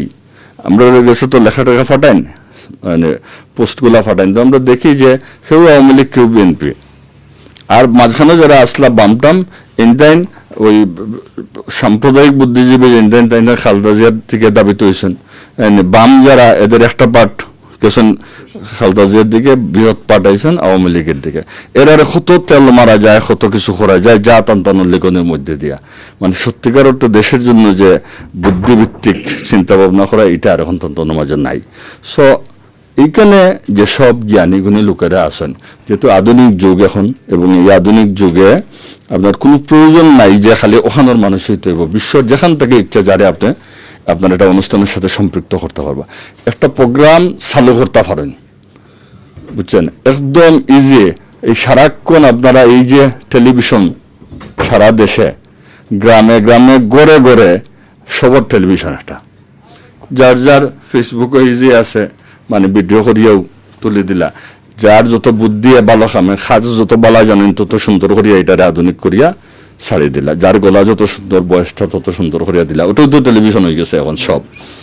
এই কাজগুলা ভালো কাজগুলা তো লাগানি, এই মনে করেন তাদের টেলিভিশন আছে, তারা প্রতি সপ্তাহে 2 দিন বা 3 দিন একটা ছোট্ট অনুষ্ঠানের মতো করব, 2 জন এই দাদা আছেন, আমি আছি, মানে এটা উদাহরণ হিসাবে কইরাম যে 2 জন লোকরা তারা লইয়া বইব, এরা একদম টিচারের মতো বাংলা বিভিন্ন বিষয়গুলা শিখাইব, এই অনলাইনে তারা শিখাইব। এক সময় আপনার কাছে ভালো লাগে, আপনি কইবা এই ওটার সময় আধা ঘন্টা একটু এই অনুষ্ঠানটা দেখতে করো বা চিন্তরে, এটা কিন্তু মানে প্রচার হইব, তখন প্রচার হইলে সবাই এটার সাথে দেখবো, শিখবো, সম্পৃক্ত হইব। আপনি দেখুন বাংলাদেশে বহু টিচাররা আছে, নাম শুনলে এখন ওই যে আমার কদিন আগে আতাউর রহমান স্যার মারা গেছেন, আমরা এলাকাত বাড়ি প্রফেসর, তাই তো এক সময় টিচার আসলো, সরি পিএমজি, ওই যে পোস্টমাস্টার জেনারেল আসলা, তাই বাংলাদেশের সেরা রম্য লেখক আসলা, তাই যখন কোথায় বক্তৃতা দেন তখন মানে না চিনলেও মনের ওজন থেকে উপাস দিয়ে গেলে দাঁড়াই থাকতো শোনার লাগিয়া, মানে এত চমৎকার বাংলা টিচার আসলো, এত চমৎকার কথাবার্তা হইতো। বা আপনি দেখুন ওই যে প্রফেসর শফিউদ্দিন আহমেদ, সিলেটের যারা বাড়ি এমসি কলেজ বাংলার প্রফেসর আসলা, বা যখন যেখানেই বাংলার লোক যারা এত চমৎকারভাবে কথাবার্তা হন যে এই কথাবার্তায় আকৃষ্ট করে মানুষকে। এখন আপনি যদি এরকম একটা অনুষ্ঠান করেন, বাচ্চারা যদি এইরকম শিখাইন, তাইলে কিন্তু 1 দিন 2 দিন দেখলে তারা আকৃষ্ট হইব, তারা এটা শেখার প্রতি। আপনার অনুষ্ঠানটা জনপ্রিয়তা পাইব, আপনার এই অনুষ্ঠান লাগে এডও পাইবা, এই অনুষ্ঠান স্পন্সর পাইবা, এই অনুষ্ঠান চালাইবার লাগে, চালাইয়া দেখুন তাপা কোনো জিনিস লাগি থাকতে হয়, লাগি না থাকলে এটা হয় না, এটা আপনার কমিউনিটি লাভবান হইব। এবং এগুলো কিন্তু ছোট্ট পরিকল্পনার দরকার, এটা বৃহৎ, এটার লাগে তো কোনো পুঁজিরও দরকার নেই। আপনি যেটা চালাইরা দেখুন ব্রিটেন এটা কত পপুলার হয়, এবং ব্রিটেন নাই, এটা আপনার সারা ওয়ার্ল্ডে বাঙালি যেখানে আছে ওখানেও, আপনি এখান থেকে ব্রিটেনের মানুষ দেখতো নাই, সব জায়গায় দেখবো এই অনুষ্ঠান দেখবেন, এটা খুবই পপুলার অনুষ্ঠানে পরিণত হইব। বাংলা শিখুন বা একটা কিছু এটার নাম দিয়া দেখবো না, এটা ভালো হইব। তো এই যে সময় চিন্তা ভাবনা যদি না করি তাহলে কিন্তু আমরা ফিসে পড়ে যাবো।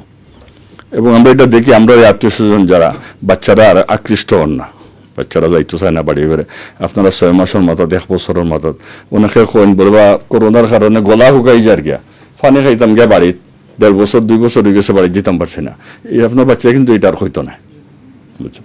তো এই আমি আসলে আপনার সামনে অনেক কিছু কইলাম, আপনারা দেশের রেমিটেন্স ফাটাইন, আমরা ছাইয়া বই থেকে আমরা তো অলসই গেছি, বিশেষ করে সিলেটেরা, আপনি দেশের উত্তরবঙ্গ দিকে যাইবা, দক্ষিণবঙ্গের দিকে যাইবা, দেখবা মানে ফসল মাটো, আর আমরা ছোটবেলা দেখছি আপনার 2 ফসল হইতো, 1 ফসল না, এখন 2 ফসল হয় না, 1 ফসল এটা দয়া করিয়া কষ্ট মষ্ট করিয়া ট্রাক্টর লাগিয়া বাড়ি করে, তো এখন গরু বাছুরও নাই, করে আমরা সিলেটের মানুষের একদম অলস হয়ে গেছি, এখন আপনার দিকে ছাইয়া বই থাকে, বুঝছেন, জমিদারি করিও হন, আপনারা কষ্ট করিয়া রোজগার করেন কেন।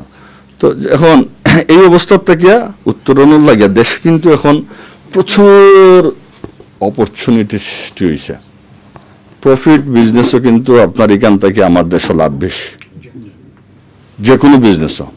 অ্যাগ্রো সেক্টর তো অসম্ভব রকম ডেভেলপ করছে, আপনি মাছ মানে খামার টামার তো বৃহৎ বিষয়, আপনি যদি আপনার বাড়ির সামনে 2টা ছোট পুকুর করিয়া যদি মাছ চাষ করেন, সারা বছরের কিন্তু আপনার খাবারের খরচ উঠে যাবে এখান থেকে, অসম্ভব রকম জি হয়েছে, একে ডেভেলপ করছে এইসব সেক্টরগুলো। বিজনেস তো আমরা আরও 2-3টা প্রোগ্রামও অনেকে খুব হতাশা ব্যক্ত করলাম, প্রথম দিন এই যেটাতে পড়লাম কিতাব বলে আমরা তো ইনভেস্ট করছি, খালি ফেল, আর অমুকে টাকা মারি দিছে, গিয়া বিচার পাইছি না, তমুকে টাকা মারিছে।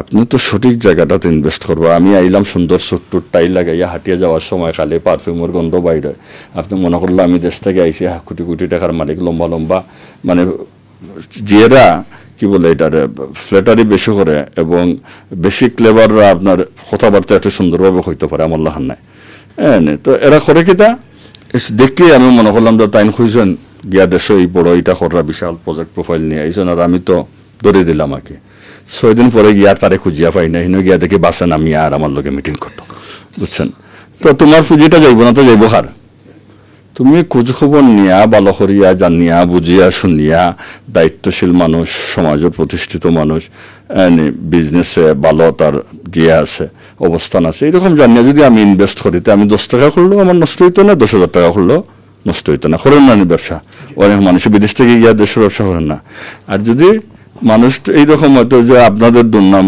যে রিজেন্সি হোটেল মামলা মোকদ্দমা হাবি যাবে মিশা মামলা মানে আমরা বিরক্ত হয়ে হয়েছি তাই আমরা সারাইও না মানে সাংঘাতিক রকম দুর্নাম তো এইসব বিষয়গুলো যদি খেয়াল করি আপনারা দেশ এমনিতে খালি অবিরাম অনবরত আত্মীয় স্বজনে চাইলা আর পয়সা দিলা এই বিপদের সময় ওই বিপদের সময় করোনার সময় তো আপনারা উজাও করিয়া দিয়েছেন সবাইরে আত্মীয় স্বজনদের দিচ্ছেন এলাকার গরিব মানুষরা দিচ্ছেন এটা পরিকল্পিত বলে আমার এই গরিব ফ্যামিলিটা আছে আমার ব্লাডের সম্পর্ক বিপদে পড়লে আমার কাছে চায় না দিয়া পারি না আমি একটা প্ল্যান করি যে তার একটা ছোট বিজনেস দিয়া দেবো সে যাতে এইরকম জিনিস মাথায় না ঢুকে বলে সাগর 3টা ফাড়ি দিয়া সাঁতরাইয়া গিয়া উঠবো ইউরোপের কোনো দেশ এই চিন্তাটা তার মাথার থেকে দূর করতে হইব দূর করেন সে দেশে একটা ব্যবসা তার এস্টাবলিশ হয়ে বলে তোমারে কিন্তু আমি পরিষ্কার করে খোঁজা দিলাম আত্মীয় স্বজন সবরে নিয়ে এই টাকা এটা দিছি তোমার একটা বিজনেস তুমি রেডি করো আমি তোমার ইনভেস্ট দিব এবং তুমি এটা দিয়ে এস্টাবলিশ হইতে হবে আমি তোমার আর মাসে মাসে দিতে পারতাম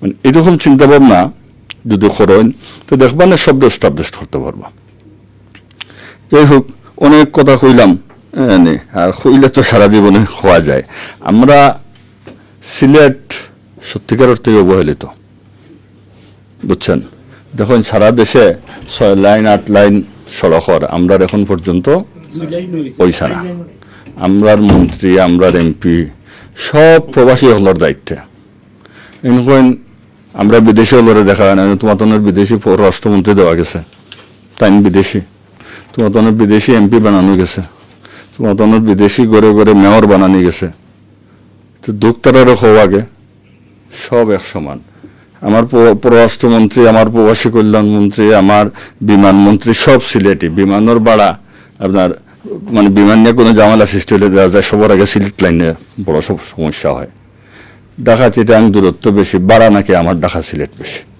হুন্দা নাই খরাও নাই হইলেই গেতা বলে এটা তো বিরোধিতা হয়ে যাব আমরাও হেজিটেশন ফিল করি আমরাও হই না আর আমার ফসল ভাই যে হয় আমি মাঝে মাঝে হয় বোধ তুমি একটু জিয়ে রাখিয়া শালীনতা বদ্ধতা সুন্দরভাবে রাখিয়া তো যারা কথা শুনেন আমার উপরে উত্তেজিত হন বাট সম্পর্কটা এমন যে উত্তেজনায় কাজ করে না আগে কিন্তু বাস্তবতা হচ্ছে একটা বিষয় আমি দ্বিমত করি আপনারা এখানে বিভিন্ন মত পথ আছে এই ব্রিটেনের মানুষ আপনার ব্রিটেন বা ইউরোপ আমেরিকার মানুষ আপনার সে রাজনীতিতে যতটুকু না আগ্রহী তার চেয়ে কিন্তু তার দেশ তার খানি তার বনে মানে তার আয় রোজগার তার জীবন এবং দেশটা নিয়ে সে চিন্তা করে আর তারা ওইসব নিয়ে চিন্তায় ব্যস্ত থাকে এর লাগে আমরা মূল স্ট্রিমও জয়েন করিয়া দ্রুত নেতৃত্বের জায়গা দখল করতাম পারি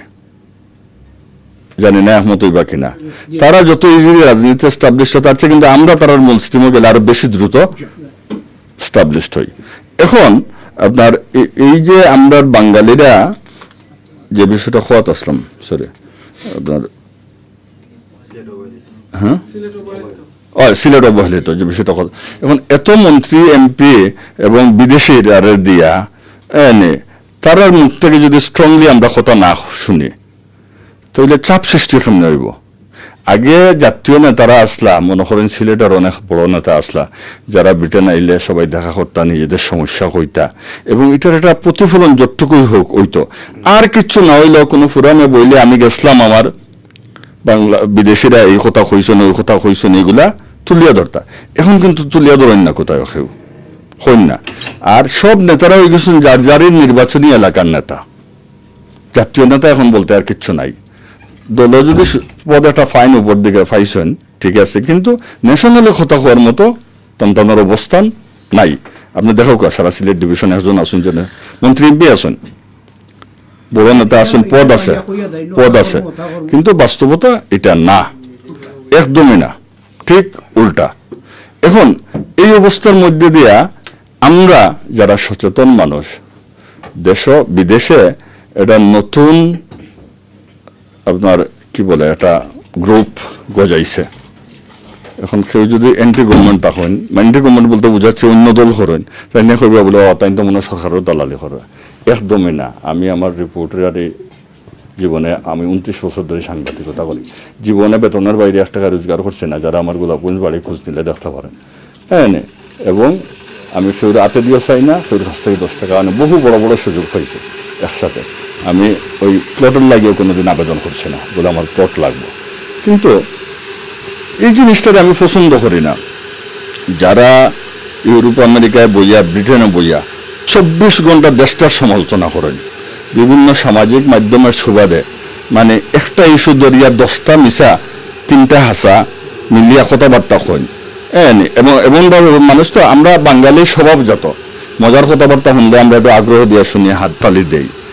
যারা এইসব কথাবার্তা কইন তারা আপনি খোঁজ নিয়ে দেখবা, আমি যতজন আমারও নাম হইবা, যে একজনেরও দেশে কোথাও কোনো সমস্যা নাই, সের বিরুদ্ধে দেশে মানে কোনো ভালো খাজল লাগিয়া কিংবা খারাপ খাজল লাগিয়াও একটা মামলা নাই, তাই না? আমার লাগান আমি যেটা 17-18 বছর ধরে বিভিন্ন জায়গায় যাই, সভা সেমিনারও, বিদেশে ইন্টারন্যাশনাল বিভিন্ন প্রোগ্রামে, আমি তো কোথাও গিয়ে থাকছি না, ব্যাচেলর থাকতেও গেছি, বিভিন্ন জায়গায় থাকছি না, কিন্তু এরা ওলা কোনো না কোনো সুযোগে একবার বিচার পাইছে, আইও থাকি গেছেন, থাকিয়া নানা রকম মামলা মকদ্দমানো বইয়া সাজাইছেন। দেশকে দিন ফুল দিয়ে একটা ডিল মারছে না টানবে, তার বিরুদ্ধে আমি চ্যালেঞ্জ করিয়া কইলাম, যতজনে এই সামাজিক মাধ্যম সারাদিন হাতে গুড়া মারেন, সের বিরুদ্ধে দেশে কোনো মামলা মকদ্দমা নাই, তাইলে তুমি তোমার রাইটস কোথায় হাতে গুড়া মারার?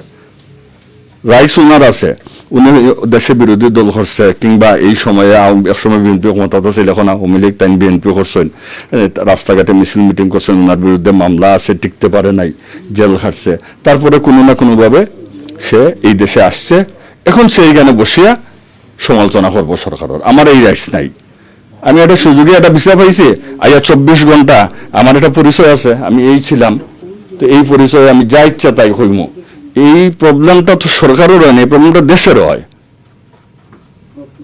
এই যে প্রবলেম সৃষ্টি হয়, এই প্রবলেমে আপনারা যারা এই দেশে বাস করেন তারা বিভিন্নভাবে সাফার হইন না, অবশ্যই বিদায় এই বিচার বিভাগে কাজ করতে হইব, যে আমি যে আমার নৈতিকতাটা আগে দেখতে হইব, আমি যে কথাবার্তাগুলো কইলাম, এই কথাবার্তা করার আমার রাইটস আছে কিনা,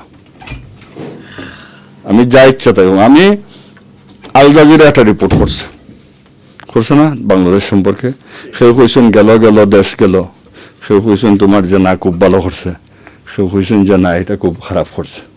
তো আমি দেখি যারা সরকারের খুব তল বিবাহক, 24 ঘন্টা তেল মারায় ব্যস্ত, তখন কুম্বাই দিয়া আপায় রাগ কররা, কুম্বাই দিয়ে তোমাকে রাগ করলে এরা, কুম্বাই দিয়া আপায় চাইরা না, আর জনে তান্ডে নোবেল টোবেল দিয়া দিরা, এরা কেউ দেখি আর কেউ প্লটের মালিক, ফ্ল্যাটের মালিক, সব ফ্রি, কিন্তু কেউ আর একটা লাইন লেখে না,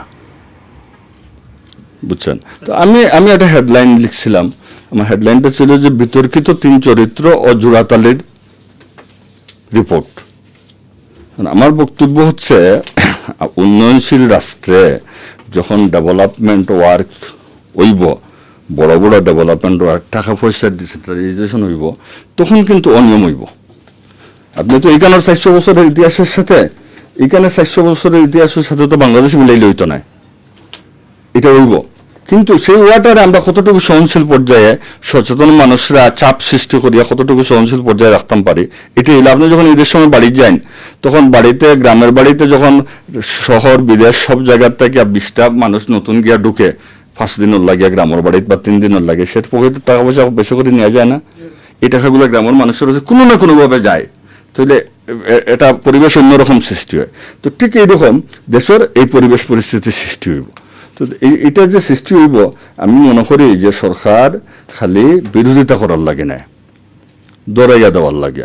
আপনার প্রবলেমটা দৌড়াইয়া দেন, তো তো এই জুয়াতালির যে বিষয়টা কইলাম আমি, যে আল জাজিরা যে রিপোর্টটা করছে, এই রিপোর্টর যেসব বিষয়গুলা নিয়ে আসছে রিপোর্টের মধ্যে, সেই বিষয়গুলো নিয়ে কথা হল লাগে বাংলাদেশে বহু মানুষ আছিল। বাংলাদেশ ব্যাংকের 3জন সাবেক গভর্নরে যদি আল জাজিরা হইতো, প্রশ্ন করতো, মিস্টার ফরাসউদ্দিন আপনি বলেন তো এটা কিভাবে হয়েছে। মিস্টার এক্স আপনি ওই সময় ছিলেন, গভর্নর ছিলেন, তো আপনার সময়ে এই প্রবলেমটা হয়েছে, এই টাকাটা গেছে, উনি তো ইয়েস নট 2 লাইন তো হইতে হইতো, তাহলে রিপোর্টটার একটা গ্রহণযোগ্যতা থাকতো। এমন 3 ব্যক্তিরে রিপোর্টের মধ্যে মূল চরিত্র বানানো হয়েছে। আমি রিপোর্টের বিরোধিতা করব না, 3 ব্যক্তিরে রিপোর্টের মানে মূল চরিত্র বানানো হয়েছে, যে 3জনই বাংলাদেশের চরম পর্যায়ের বিতর্কিত। তো এখন এইভাবে তো সত্য ঘটনাটা নষ্ট করে দেওয়া হয়, যেটা এস্টাবলিশড হয় না। আমি 3জন বিতর্কিত কিভাবে এটা আর হইয়া, আমি যদি হই একদম পরিষ্কার করে হইতে পারবো, কারণ আমি চিনি 3জনকে ব্যক্তিগতভাবে। মানে আমি আর ব্যাখ্যা যেতাম চাই না। আপনারা আজকে আমার যে সম্মানিত করছেন বিশেষ করিয়া, আমি এটা মনে করি যে এই সম্মানটা আমার মুরব্বীরা, মানে আমি সবার প্রতি কৃতজ্ঞতা প্রকাশ করি, আর কারণ আপনার এই সুযোগ দিছেন বলে আমি আজকে অনেক কথা কইতে পারলাম। ইনশাআল্লাহ পরবর্তীতে আইলে আবার না হইল কোয়া প্রেস ফ্রিডম বা freedom of speech and freedom of expression বাংলাদেশের যেটা বাংলাদেশের পরিপ্রেক্ষিতে, প্লাস আপনার তো এজ এ এডিটর 3 দশক যাবত আপনি কোনো ফেস করছেন কিনা? আচ্ছা, আমি ডিজিটাল নিরাপত্তা আইনের একটা মামলার এই মুহূর্তে আসামি আছে, বুঝছেন? তো আমি মনে করি মামলা যেটা হইছে এটা ব্যাংক করছে, তার মামলা করার এক্সারসাইজ করছে, আমি রিপোর্ট করছি, ফেস করবো, যদিও বিষয়টা হয়তো সমঝোতা হয়ে যাব। কিন্তু আপনারা যেভাবে বিদেশে বসিয়া হইন যে বাংলাদেশে মিডিয়ার একদম কোনো স্বাধীনতা নাই, আমি এটা একমত না, কইব যেখানে একমত না। আমি বহু আলোচিত রিপোর্ট করছি, সারা গভর্নমেন্ট যেখানে বসুন্ধরারে সেভ করে, আমি ধারাবাহিকভাবে আমি কইছি যে এই ঘটনার একটা শেষ না দেখি আমি ছাড়তাম না। আমি প্রত্যেকদিন ফার্স্ট পেজে রিপোর্ট করি, এই যে বসুন্ধরার এমডি, আপনি স্বীকার করেন আর অস্বীকার করেন। আমার বড় বড় কলিগ হলো সিনিয়ররা কইছেন এটার কেমন ঘটনা, সারা দেশে অসংখ্য ঘটনা এরকম প্রতিদিন ঘটে, সারা ওয়ার্ল্ডে অসংখ্য ঘটনা প্রতিদিন ঘটে, এটা একটা ঘটনা হইল না, এটাই ঘটনা। বিকজ সে দেশের শীর্ষ বিজনেস গ্রুপ, আপনি সারা ওয়ার্ল্ডের বড় বড় বিল গেটসের সাথে পাপারাজিরা পিছিয়ে পিছিয়ে ঘুরে সারাদিন, মাসও যদি একটা কিছু ফাইলায় নিজে তাই নারকেলের সাথে প্রেম করা, এটাই তো সে দেশের শীর্ষ বিজনেস গ্রুপ। সে মানে তার আত্মাকে যদি কলমটা মাটিতে পড়ে যায়, এটাও রিপোর্ট, কলম ছুটিয়া পড়ে গেছে আত্মাকে তান বেখেয়ালে। এই জন্যই এটা রিপোর্ট। তাই এত বড় কেলেঙ্কারি করবা, তাই রক্ষিত রাখবা, তাই জিয়ে করবা, মানে খুন করবা, এটা মানে তাই টাকা দিয়ে গায়েব করে লিবা, তাই যা ইচ্ছা। মানে আমার একজনের একটা ভিকটিমের শরীরে আর একজনের ডিএনএ পাওয়া গেছে, এটা